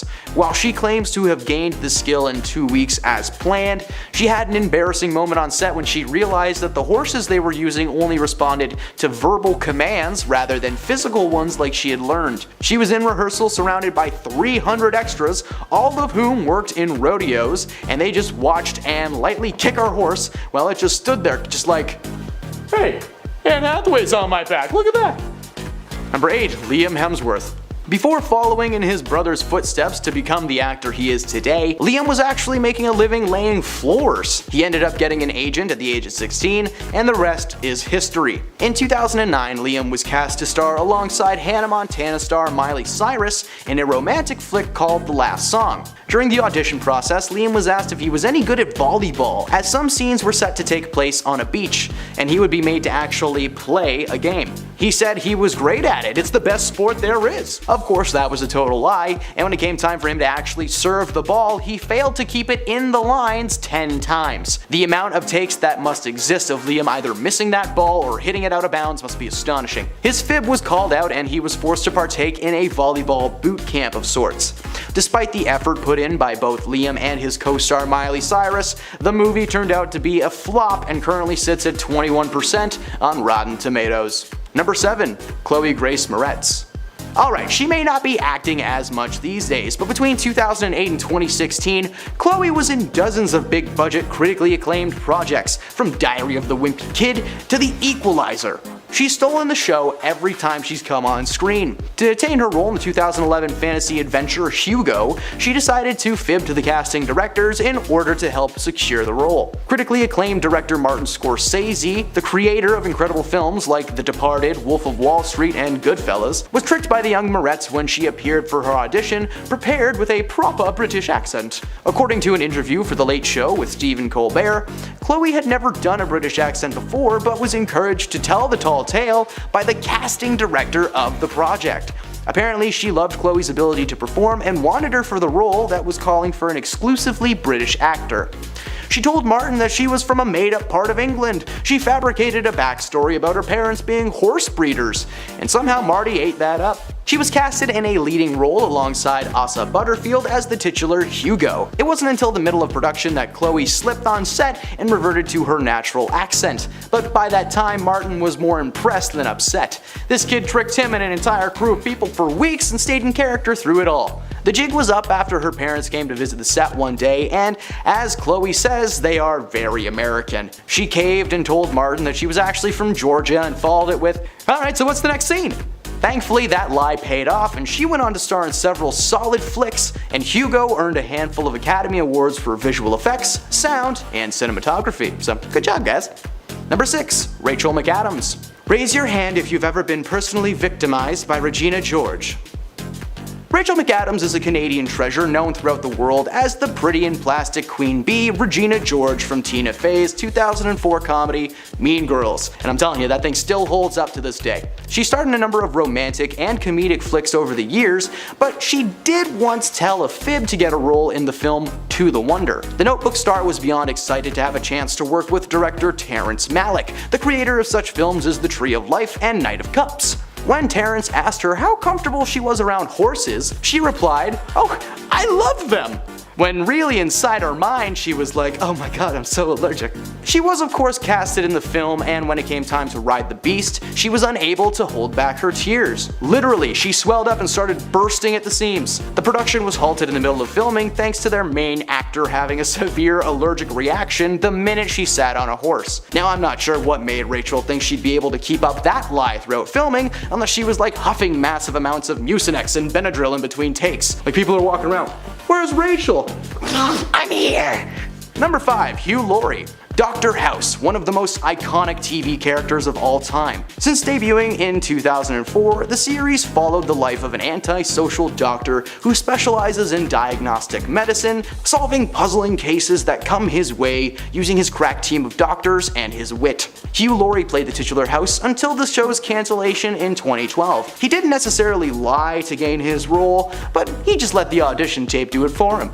The producers of House were adamant about hiring an American actor for the lead role and had in fact stopped watching tapes being sent in by British performers, doing American accents. So to throw off the crew, he sent in his audition tape in full American mode. He spoke in an American accent, he never once mentioned where he was from or what his credentials had been, and he just did the scene as intended and went from there. The director apparently saw his tape and hired him on the spot. Nobody knew his true origins until he showed up on set one day in his native English accent. The director was furious at first, but after just one take of Hugh as the cane-wielding puzzle solver, he knew that that show was going to be a hit. And it was. Number 4. Jamila Jamil. Many viewers may recognize Jamila from her iconic role as Tahani Jamil from one of my favorite sitcoms, The Good Place. Despite delivering a wonderfully fun and at times heartwarming performance, Jamila actually had never acted on screen in her life before the project. She actually started out as an English teacher when she was approached by a producer in London to be a radio host. At first she was hesitant, but she said yes when she discovered that it paid 1,000 British pounds a day. She worked there for a few years before moving to America when she was just 28. After just 6 months of searching, she nabbed her first audition for the show The Good Place. Mike Schur, the creator of several shows like The Office and Parks and Recreation and so many more, asked Camilla what her experience had been. She told him that she had experience on stage. She meant acting in school plays in her teens. She also told them that she had years of acting experience on screen, which was not true at all. The only real credit that she had was the DJ gig, and unfortunately that just wouldn't have been the biggest selling point to casting directors. Schur eventually asked if she had improv experience, and she said she loved it and had done it for years. Hey guys, don't lie about doing improv, okay? It is an art. When she got the call that she nailed the audition and would be playing Tahani, the truth was only revealed after filming had begun, when Tahani told Mike the truth. She had little to no experience. Thankfully, Mike is a man who thrives on new faces. When he created The Office, Phyllis was actually a casting associate that Mike decided to put on screen, and she ended up being incredibly funny. And in case you haven't seen the show, fair warning, Jamila's gonna make you cry. Number 3. Lawrence Fishburne. Lawrence was just 16 when he auditioned to play the role of Tyrone Miller, aka Mr. Clean, in the cult movie Apocalypse Now, when in reality, he was only 14. Lawrence has gone on record saying that there was no way he was fooling anybody. Apparently the idea was sparked during a meeting with a talent agent who told him that he could easily pass as an adult. The movie was famously set back due to multiple on-set mishaps that actually led to Lawrence turning 18 on set, meaning that he was no longer lying to anyone and allowed to act. Apparently though, he was only really lying for like 2 days.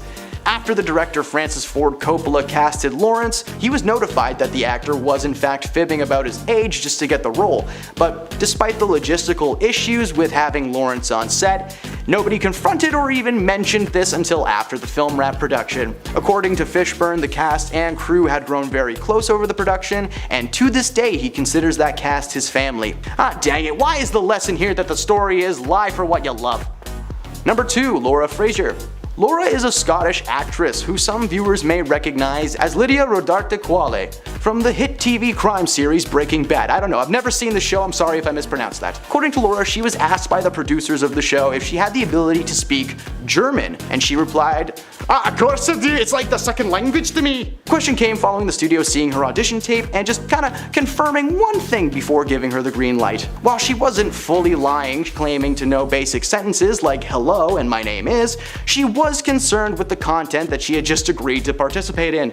Of course, her character would say more complicated things than "Ich heiße Laura." Thankfully for herself, she had enough time before filming began to learn some more complicated words, including several of the lines that she had been sent by producers to review. As fans know, she delivered a wonderful performance, and if I hadn't researched it, I might have believed she just knew German, but there goes the magic of television, I guess.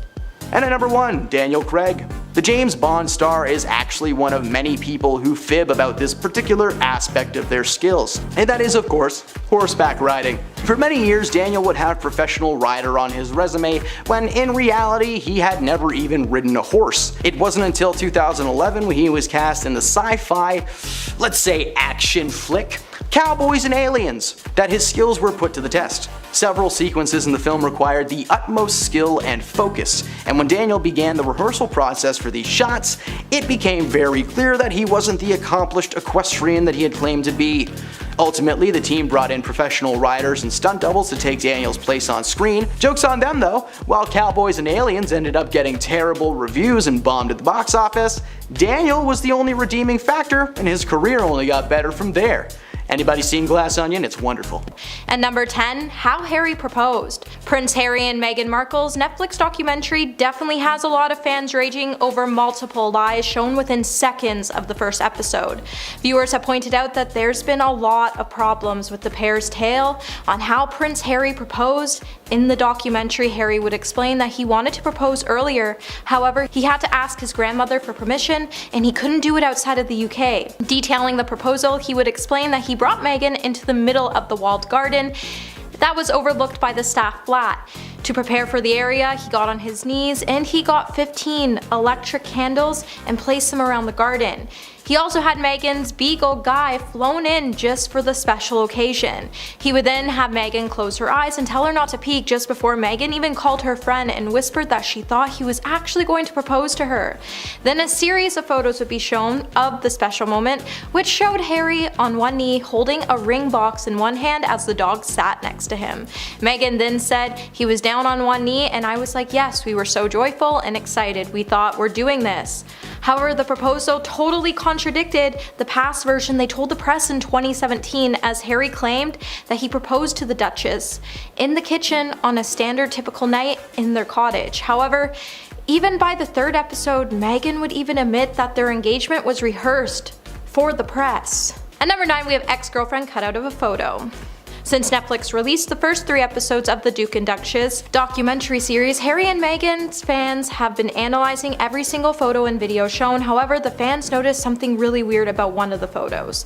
While some of the manipulations of photos were small, it's clear that the couple were trying to look vulnerable, and the photos and videos were planted to help them achieve sympathy from the public. With the couple trying to say that they had already been hounded by the public, a photo of younger Harry would be shown, and in the photo you could see that he has his hands covering his face from the paparazzi cameras.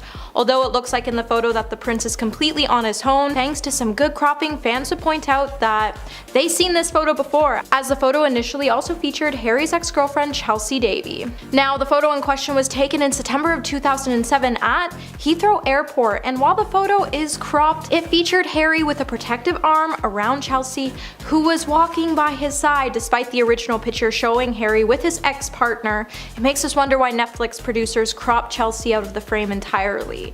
Hey Peaches, are you enjoying this video so far? If so, don't forget to give it a thumbs up and subscribe to the channel. And number 8, Netflix photographer. While Meghan and Harry are claiming the press has been leaking and planting stories about them, the real dirty game here is the fact that they tried to convince everyone that a Netflix photographer was a paparazzi member. A lot of you have been pointing out a lot of fake photos, including Evening Standard's royal editor Robert Jobson, as he's even criticized one of the dramatic shots in a photo that could be seen of a photographer's lens peering down on the couple with their newborn child. The couple would try to claim that it was someone following them. However, Robert has insisted that the photo was taken with their approval by an accredited press photographer at Archbishop Tutu's residence in Cape Town. Only 3 people were accredited in this position. And you might be wondering, how did Robert know that there was only 3 people hired by the couple? Well, it's because he was there and he was one of those people.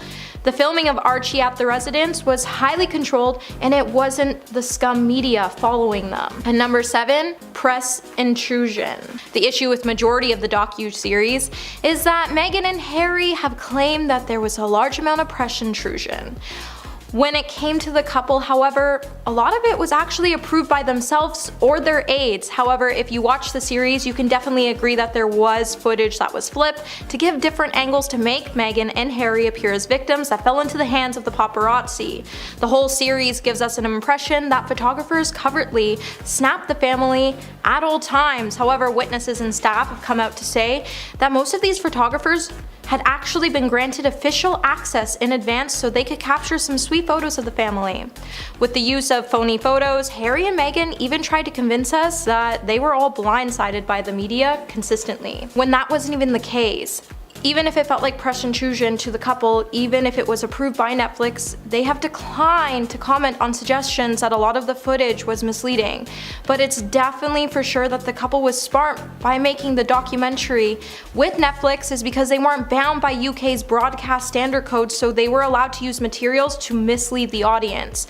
So with more episodes to still be released, we're definitely going to see a lot more manipulated stock images to illustrate the idea that the family was stalked by the paparazzi, which just isn't the case. And number 6, Harry Potter press photo. If we learned anything watching the first 3 episodes of the trailer, it was that the magic of editing can make anyone believe anything. However, when we all saw one certain black and white photograph, we all realized that the image of the paparazzi was taken out of context to portray the paparazzi as aggressive when it comes to the royal couple. However, the actual image was actually taken at a final Harry Potter premiere in 2011.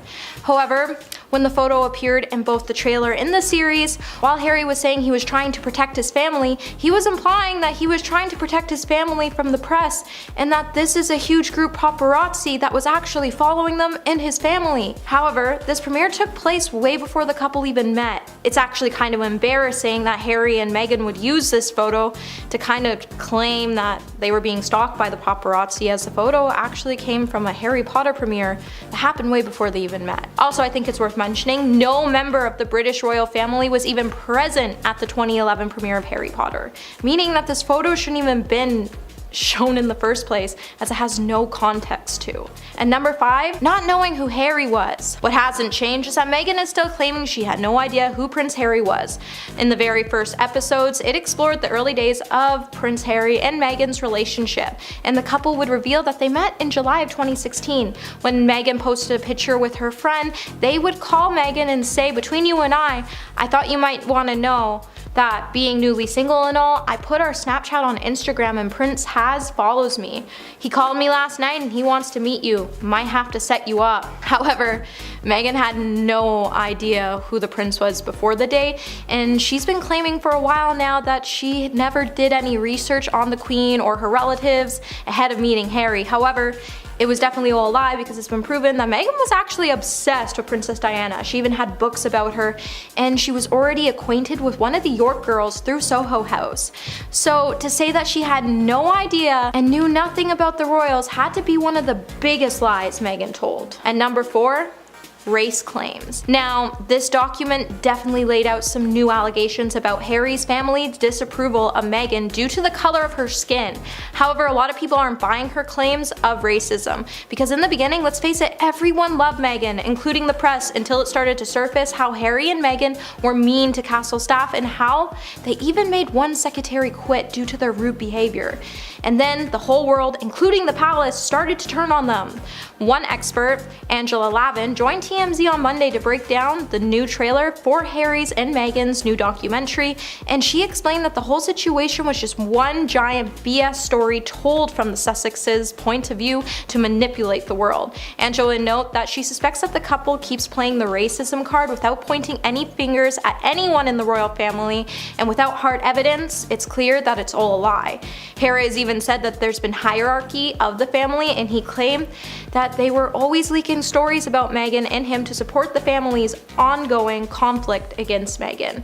However, the real reason the family didn't approve of Meghan was because she was extremely rude to everyone, and there's even been clips posted by Daily Royal News where it showed Meghan being extremely rude to the Queen. And let's not forget all the staff leaking stories to the media about how they were treated by her. And number 3, Donald Trump's ex-lawyer. So now that the first 3 episodes of Harry's and Meghan's long-awaited Netflix documentary has finally been released, has come under fire for using a lot of misleading videos and pictures. Also, let's not forget a lot of people even stopped watching the series 11 minutes in because they were super sick of all the BS stories that it was giving. One short clip that was meant to highlight the couple's continuous relationship with the media is actually a stock photo of Donald Trump's former lawyer, Michael Cohen, getting into a vehicle to be transported to prison on May 6, 2019. In the footage shown in the trailer, you could see the cameras around the limo before it cut to a very tearful Meghan. However, experts would then point out that Meghan wasn't actually in the vehicle. Meghan and Harry are clearly impatient, and instead of trying to gather strong evidence to support their claims, they would try to manipulate footage to put blame on the royal family, and that just isn't right. And number 2, footage of Katie Price. While in the beginning of Harry's and Meghan's documentary, it definitely sparked fear among some of the royal family, as they were scared to see what Harry and Meghan would come up with that would damage the image of the family. However, with a bunch of exposed lies, all this film did was make the public hate Harry and Meghan even more. I think a lot of us raised our eyebrows when we spotted footage which appears to have come from Katie Price's court appearance. While Katie hasn't made a full comment of the clip, she did share a screenshot of a news report revealing that the footage was used from her trial onto her Instagram story, revealing that she indeed did spot the footage. Viewers have had a lot of mixed responses to spotting the moment in the trailer, with some even asking Netflix why they use so much misleading images and clips to mislead the public. One user even said, "What the heck, Netflix? This enrages me that you're using so many fake images to stoke feelings. Shame on you." And at number 1 today, they're the only ones that know the truth. Now, if you watch the trailer or the 3 episodes, then you know throughout the whole thing the couple has been trying to claim that they are the only ones that know their truth. However, their truth would definitely be exposed for the lies it was full of. After watching the 3 clips today, fans have already taken to the internet to start reviews, and a lot of them have been pretty sarcastic. When Harry and Meghan claim that there is a hierarchy of the family, a lot of us had a good chuckle. One user even wrote, "I love the part when after spending 39 years in the royal family, Harry realizes that there is a hierarchy." Netflix would also try to crop a photo of the royal family when they appeared on a balcony on Buckingham Palace. The photo was placed to look like Prince William and Kate Middleton were in the center of the photo. However, a newspaper noticed that the arrangement of the family that day is not as it seems, as it's actually Queen Elizabeth II that was in the center of the photo before it was cropped. In the aftermath of all these accusations, it's certain that the royal watchers will be closely dissecting and scrutinizing all of the footage to come, so more lies will definitely be released soon. However, the fact that Harry and Meghan were so determined to tell their truth that they were able to time travel to a Harry Potter premiere in 2011 and even be visited by Queen Mary in 1938, it was so courageous, and the fact that they thought they could use these facts to stand up to those that called them liars is truly concerning. Number 10, charity pledges. The infamous charity pledges. From her initial divorce settlement, Amber Heard was given $7 million. She pledged in court to give the money entirely towards charity, with a few million to a children's hospital in Los Angeles and the rest to a labor rights group. But now that a few years have passed and we're looking more closely at the receipts from this claim, we find out that Amber has donated barely anything to the charity. The labor union testified that they never received the full $3.5 million that it was promised, and that about half of the donations that it received in Heard's name came from Elon Musk, who dated Amber after her and Johnny broke up. Amber deflected by stating on the stand that she still planned to donate all the money she promised, but that the defamation suit, which demands up to $50 million in damages, got in the way. Quote, "I still fully intend on honoring all of my pledges. I would love him to stop suing me so I can." Interestingly, there are about 4 years between Amber and Johnny divorcing and the Sun libel trial, of which she was not being sued for. Number 9, the makeup palette. Previously, in the opening statement back in April, while discussing how she used to cover her bruises from Depp hitting her multiple times, Amber's attorney held up a Milani Cosmetics color correcting makeup palette. She stated that Amber had used this makeup palette to hide her bruises after the onslaught delivery by Johnny to make sure that no one discovered her bruises and lesions. But in a now viral TikTok video, Milani Cosmetics themselves refuted this whole statement, saying that their color correcting palette came out in 2017. A full year after Amber had gotten a restraining order against Johnny. Johnny Depp supporters online used the issue to allege that Amber was lying about actually being hurt by Johnny during their relationship. But now that Amber is back on the stand, she was shown the same Milani Cosmetics palette and asked if she used it. She said she used something similar to it. Quote, "This is what I was talking about as a color correction palette, as a color correction kit. This is not obviously the exact one I used to carry, but I used to carry something like this with me all the time." Amber told the court that the makeup she did use she referred to as her bruise kit. She also explained that she would ice her injuries to reduce swelling, apply cream, and then put the makeup on. Quote, "The idea is that you want to counteract whatever color you're working with on the bruise. So first day of bruising, well, the immediate is red. The red is what shows up right away. So you want to go with the opposite on the color wheel by dabbing a bit of green or something to counteract the red." While the attorney for Amber previously insinuated that the Milani Cosmetics palette was the one that Amber specifically had used, once the makeup brand refuted the claim, it was changed to one like this. Number 8. Sharing embarrassing photos of Johnny. During her testimony yesterday, Amber was being cross-examined and asked about whether she sent a photo to a friend of Depp sleeping after allegedly having consumed substances. Johnny's attorney characterized the photo of Depp asleep with ice cream spilled on him as embarrassing and asked whether Amber had sent it to anyone. Amber stated that she didn't think so. But very quickly, the attorney showed a screenshot of a text message that Amber sent to her best friend. The message attached to the picture reads, quote, "This is what I'm dealing with." When she was shown the text messages between her and her friend of the photo of Johnny debilitated with the caption, "This is what I'm dealing with," Amber's attorney asked, quote, "And this is you supporting Mr. Depp?" Amber rebutted, stating, quote, "This is me getting support from my best friend. I also need support." Number 7. Never hitting Johnny Depp. At the beginning of the trials, Amber continually pressed the alleged fact that she never hit Johnny. She said that she was solely the victim to his harm and that she never raised a finger against him. We found that not to be true because the instance with the stairs became apparent. During one of their fights, Amber ran up the stairs with her sister. Allegedly, Johnny raised his hand to her sister, who got between the couple, and Amber hit Johnny to defend her. So the story changed from Amber has never hit Johnny to Amber has hit Johnny once in defense of her sister, who was clearly in a position of danger. According to Amber, her panic and fear for her sister came from the rumor she heard that Johnny had pushed his ex-girlfriend, Kate Moss, down the stairs during one of the fights back in the 90s. The rumor is absolutely not corroborated and could push the court in the favor of Johnny from Amber. Number 6. Hit Johnny Depp once.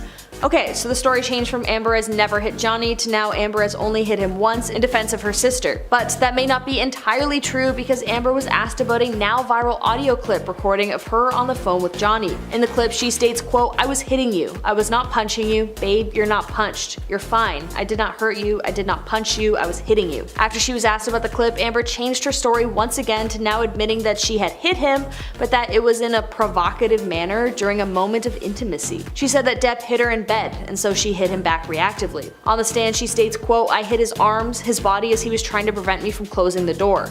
I knew what he would do to me when he got to the other side." So now the story has gone from never hitting Johnny to only hitting him once to now twice. Number 5. Adjusting her timeline. While on the witness stand on Monday, Amber spent the first few minutes changing her story and adjusting her testimony, telling the court that the alleged harm from Johnny began earlier than she previously thought. Quote, "I'm embarrassed to say I think I would have liked to believe that the period of time in which I fell in love with Johnny, in which we fell in love and he was sober and he wasn't violent to me, lasted longer than it did." She said following a review of therapy notes, she recalled earlier moments of alleged harm that dated back as early as 2012 rather than her previously stated 2013. When asked by her attorney why she didn't recall these moments, Amber stated, quote, "That's not how my memory works." Number 4. Amber not being a fan. While up on the stand, Amber spent some time describing her early days in a relationship with Johnny. She also describes what she thought of him before she got to know him. Quote, "I knew who he was. I wasn't familiar, I wasn't a fan of his work. I wasn't familiar with him." But then some fans found a decades-old interview with Amber in which she was asked whether she was a fan of Johnny's growing up. The younger Amber says, quote, "I mean, who isn't a fan of Johnny's? That's a given. He's been a cultural icon and talented actor since I can remember." Number 3. Amber leaked evidence to TMZ. Previously Previous testimony from the original 2016 divorce proceedings from Amber are currently under scrutiny as well. Allegedly, she may have slipped up while on the stand originally. During Heard's cross-examination in Virginia's Fairfax County Circuit Court on Tuesday, May 17th,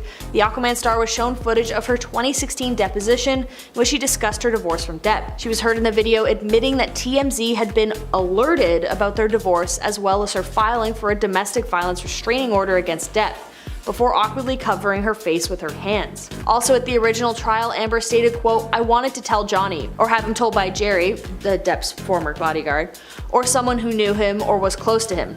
Basically, I didn't want him to find out online. I would like him to know information coming from me or coming from Jerry from me, so that he finds out about the divorce filing or my intention to do so from some other source other than TMZ, which had been alerted." Depp's lawyers then accused her of leaking the information to the press well before she officially told Johnny that she wanted a divorce. Amber fumbled through her responses, saying that she wasn't sure and that it wasn't her area of expertise. Number 2, Amber's broken nose. And now another time when Amber allegedly got hit by Johnny and a day later appeared on the James Corden show looking absolutely flawless. Johnny Depp's legal team grilled Amber Heard over photos of her looking fresh-faced during public appearances after allegedly being beaten up by Depp. The court was shown a clip of Amber Heard appearing on the Late Late Show with James Corden in December 2015 with no visible marks or bruises on her face. She previously told the court in her defamation trial that her makeup team had to work around the wounds and apply, quote, super heavy red matte lipstick to hide her bloodied lip. While I don't doubt the power of makeup, it's hard to hide visible swelling. Number 1, Amber has never hit anyone. While Amber Heard had previously claimed that she never hurt anyone before her relationship with Johnny, which required her to fight back to escape further harm, and in an act of self-defense, Amber's past shows a very different story. All the way back in 2009, she was actually arrested and charged with hitting her girlfriend at the time, Tasia Van Ree. In the end though, charges were dropped, but this isn't where the lie comes in. The couple tried to claim that the only reason Heard was arrested was because the arresting police officer had realized that they were partners, not friends, and that the arrest motive was homophobia and prejudice. It was later found out that the officer who had arrested Heard was in fact part of the LGBTQ community herself. Was actually an advocate and person who fought for equal rights. The officer spoke out after this entire ordeal, saying that despite these claims against her, she arrested Amber because a violent fight occurred and that she was the one who witnessed it in the first place. Starting off our list today at number 10, we have alopecia.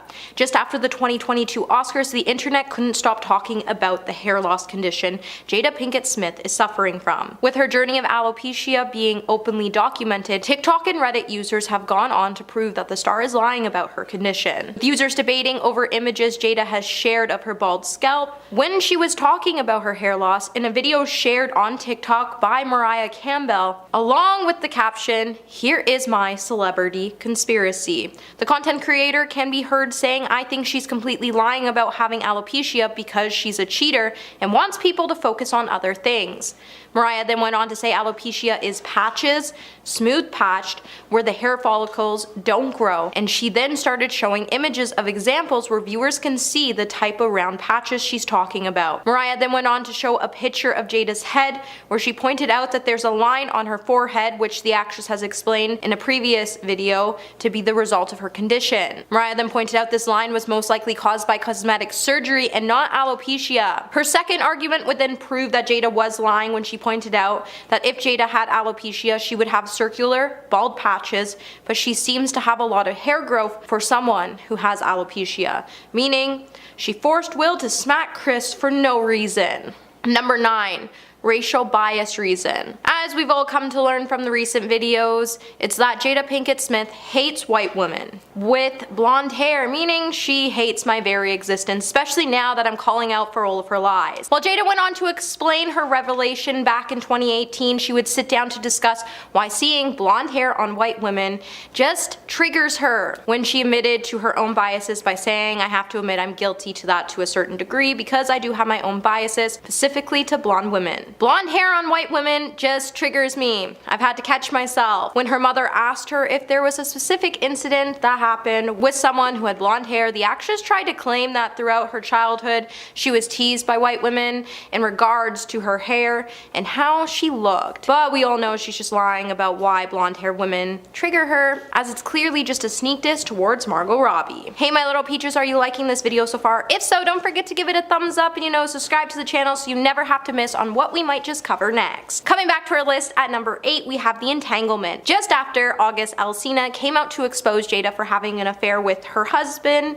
Will Smith, Jada Pinkett Smith would soon come out to deny the singer August Alsina's claims that they were in a long-term relationship for years while she was still married to Will. After August spoke publicly about being involved with Jada Pinkett Smith, reps would soon come out with a statement calling the claims absolutely not true. Shortly later, Jada would then head over to her social media accounts to state that there was a lot of pain that needed to be discussed and that she would be taking herself to her famous Facebook watch series, The Red Table Talk. During the conversation, we would learn that the entanglement was in fact true, despite what her representatives led the public to believe in the beginning when Jada admitted to the affair, and when it finally came out, it obviously was all lies, as she also claimed Will never gave the pair his blessing. However, August Alsina has nothing to lose when it comes to his affair, so why would he lie about the issue? Number 7, forced to marry Will. Jada Pinkett Smith once said that she cried on her horrible wedding day during an episode on her infamous Facebook Red Table Watch series.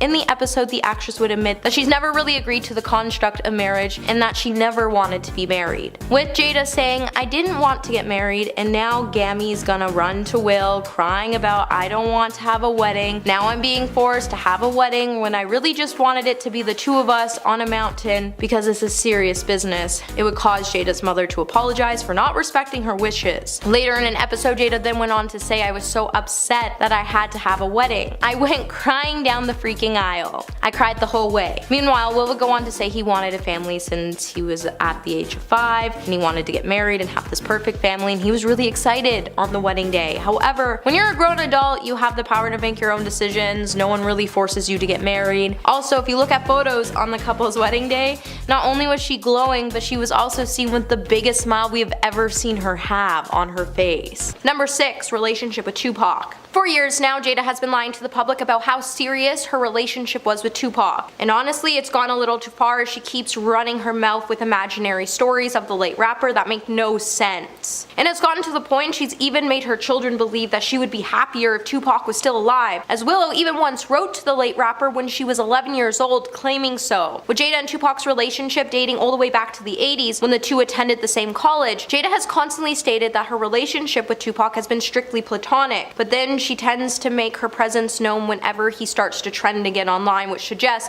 that Tupac was more than just a friend. Especially since after Tupac passed away, his friends would come out to say how much Jada destroyed him when she left him for Will. And since a lot of Tupac's friends have been disgusted by the way she uses his name to draw attention to herself. Number 5, helped August. With Jada admitting that she had an affair with August Alsina, she would then go on to note that August was troubled during their relationship and that she was helping him deal with a lot of things.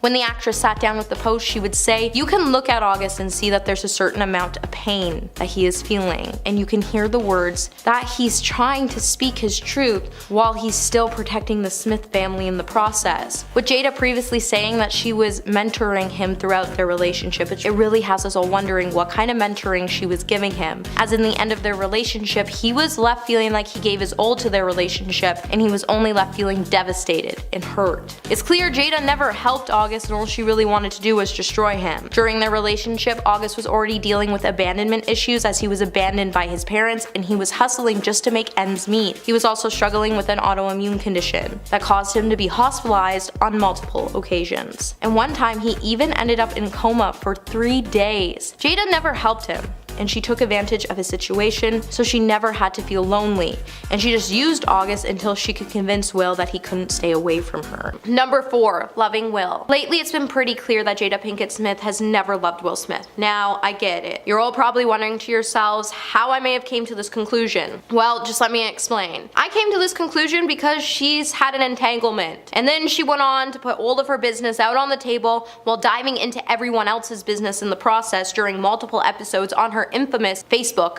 watch series, The Red Table Talk. But think about it. If Jada seriously loved Will, like truly loved him, she would have never let him run up on the stage and smack Chris. She would have never laughed about the overall situation, and honestly, Will would be happy, but instead they both look miserable with each other. So it shows that when she says she loves Will, she's truly lying to Will and herself. Number 3. Discipline kids. Will and Jada have been very vocal about their decision not to punish their kids, as Jada strongly believes that their kids should have to suffer their own consequences and figure out how to dig themselves out of their own holes. However, this definitely isn't the case, as they have been exposed for punishing their kids on multiple occasions. The first incident is when Will and his ex-wife had to call Jada out for punishing Will's first son, Trey, to the point Will even had to put the actress in her place and pretty much told her that she couldn't punish a kid that wasn't hers no matter how he acted. The second being when police and social services started to investigate Will and Jada after photos of Willow started to go viral online, and it was stated that Willow was looking a little malnourished. And the third incident would be the fact that Jada also forced her kids to attend the New Leadership Academy, which happens to be a school she helped open in one of her homes for the Church of Scientology. And the school strictly had the entire curriculum based off of Scientology teachings. And if you force your kids to study a cult-based curriculum, that's just another form of punishment, to the point it's not really surprising to why their children feel abandoned and had thoughts about leaving home when they were still teenagers. Number 2. Not being a Scientologist. For years, Jada Pinkett Smith has been lying about how involved she is with Scientology, with former Scientology members confirming that not only was Jada involved in the controversial religion, they've also pointed out she was actually a recruiter for the organization. While the star has been known to visit the Scientology Center from time to time, she's even tried to claim that she was just at the church out of curiosity and wanted to learn what she wanted to learn. She didn't think of herself as being a Scientologist. However, with the actress helping the church open the New Leadership Academy in her own home, it would later be revealed by teachers and parents who pulled their kids out of the school that the school's curriculum followed the teachings of Scientologists. And if the actor wasn't a Scientologist, then why did she force her husband not only to open the school with her, but allow the church to open the academy in one of their homes and put her own children in it? It adds up. Number 1. Chris Rock. Just after Chris Rock released his brutal Netflix Selective Outrage special, Jada Pinkett Smith would try to take aim at the comedian by saying he was obsessed with her. However, we all know this just isn't the truth, because who's obsessed with Jada Pinkett Smith? As she would have a close source come out to point out that she had nothing to do with the drama between Chris and her husband, and the only part she ever had in this mess was the fact that Chris heckled her. The source then went on to try to claim that Chris was so obsessed with her for almost 30 years by pointing out when he filmed the special, it was in her hometown, and then he claimed how she should have been made fun of as she started this. As he argues, she should have quit the Oscars. I mean, Chris is hurt, but I don't think he's ever been obsessed with Jada. As compared to some of the other celebrities he's heckled, he says her name way less. It just seems like Jada's trying to use anyone at this point to help her play victim, and that's exactly what she's doing in this situation. Coming in at number 10, Jaden's real father. Jaden's birthday may not actually be his exact birthday, and with many of you speculating in the last video, he may not actually be Will Smith's child.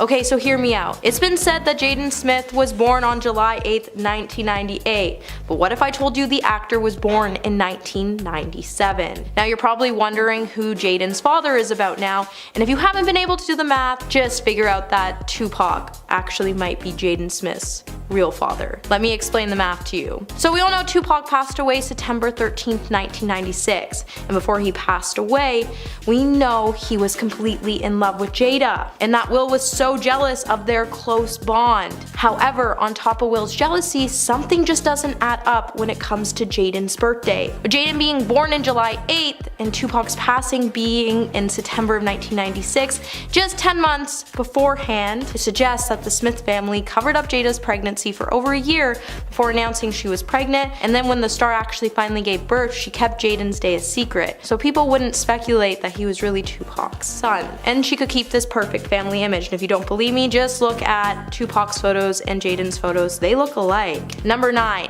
the bald head. So from the last video, a lot of you have been questioning to why Jada would shave her head if she didn't have alopecia. So after diving deep through all of your comments, I saw one of you mention that you knew Jada was lying for a while now, as she once told all of her followers that the reason she went bald in the first place is because her daughter asked her to go bald and she agreed. After then diving into the internet to see if the comment was true, I was shocked to find out this comment was 100% true, as Jada only started whining about her alopecia condition after the 2022 Oscars. And this is when then she retracted her previous statement and tried to explain to the world that Willow made her shave her head because it was time to let go of her balding heads. Coming at number 8, we have the plastic surgery. With the scars on Jada's head not being caused by alopecia, like she once told many of her fans and followers, it makes you wonder what the scar could have been caused by. Well, with many theories circulating on TikTok, among the footage made would also be a video made by a hair surgeon named Dr. Gary Linkob, in which he discussed Jada's alopecia.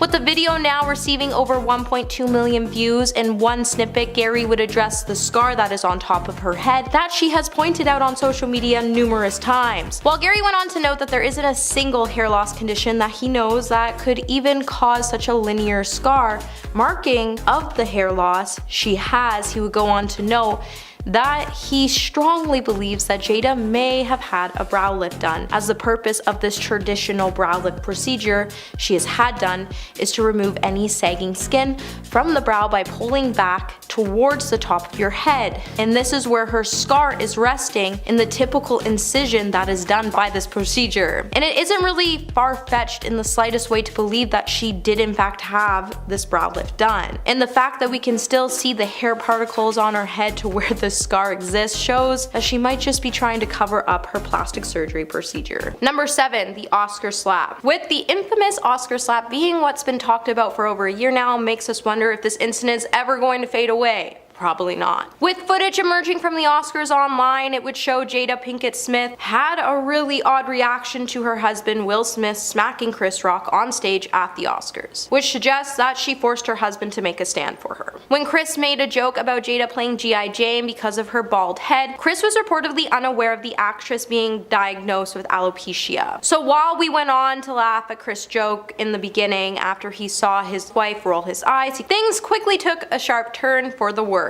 With the event being telecast live, the moment was so intense it didn't show Jada's initial reaction to the slap, or any of the interactions between her and Will beforehand. But now, videos have surfaced online, and in them, Jada can be seen laughing after Will took to the stage to slap Chris before going on to act just as confused as the rest of the audience, which proves Jada is shady and manipulative. Number 6. Hated her surprise party. Will and Jada's relationship has been the talk of the town since 2015, since August Alsina went public. In July of 2022, a video would surface on the internet and Jada would come under fire for her reaction to a surprise party Will threw for the star. After Will took 3 years to plan her 40th birthday party on her show, Jada would mention that her 40th birthday party made her hit this midlife crisis. Will then took his time to make sure the whole day went perfect by hiring a team to orchestrate her 40th birthday party, and he even had a documentary team trace down Jada's family roots, including some very exclusive tapes that Jada's grandmother recorded for her before she passed away. Will wanted the day to be so perfect to show Jada that he had all this love for her, but to Will's surprise, Jada acted like she didn't even like the party at all, and she even went on to crush the star for it. Any girl would have swooned over the idea that their husband took this much time to plan something like this, because the sad reality is today, no one does something as sweet as this anymore, and girls have resorted into buying themselves flowers because men won't do it for us. So when Jada said she didn't like it, she was really just mad at the fact that she's never loved Will, and he knows that, but he still tries to shower her with love, so maybe she will love him back one day. Also, let's face it, if she didn't like the day, she wouldn't still be talking about it. She just wanted to embarrass her husband for treating her like a queen, because she'll never stop treating him like he's a peasant. 5. Not being pregnant. So many actors have admitted to lying to get a gig, and Jada happens to be one of these people. As she once revealed when she was offered the role of Niobe in The Matrix Reloaded, she was pregnant and kinda lied so she could secure the job. After the actor explained why she lost out on the role of Trinity in the original film, as it came down to chemistry and she just had none when it came to acting with Keanu Reeves, she went on to explain that the Matrix directors were so impressed with Pinkett Smith that they created a role for her. But the role was actually supposed to go to Aliyah in the beginning, not Jada. Though the role was later given to Jada, she would have lost out on part of it if she had been 100% truthful, as the actor was pregnant with her daughter Willow at the time filming was required. And her being due in November, there was a small problem. Her daughter was due the same month. The film was supposed to start filming, so she lied, saying her baby was coming in October, so she would be ready by the end of November. Luckily, Willow came at the end of October, or things could have been a real mess for the production team. Number 4, hates blonde women. So if you watch the Red Table Talk show, then you know Jada once admitted that she hates white women, especially if they have blonde hair. However, you know what's strange about her claim? It's that the actress also dons blonde hair from time to time. With Jada claiming that she only hates blonde white women because they bullied her in high school, it made us all look back to think about how many blonde girls we actually went to high school with. There's not that many, okay? Maybe like 3 to 4 in your whole class, let alone your whole school, depending where you are. Moving on, if blonde hair really triggered her, then why has she gone on to don the same look? Because if she truly had this trauma, when it came to blonde hair, we probably wouldn't see her donning these looks. Not to say that she hasn't been bullied, but I strongly believe that everyone has been bullied at some point in their life, but she just definitely doesn't have a bias towards blonde women, and it's clear if she does, she likes to become the people she hates. Number 3, being a good parent. For years, Jada has been trying to convince the public that she nailed the whole parenting thing, and that the way she approaches things as a mother is how every mother should be approaching their child. However, when Jada brought her children, Jaden and Willow, on the Red Table Talk, they would open up about how hard it was for them to have Jada and Will as parents, and how they found it difficult to grow up in a famous family.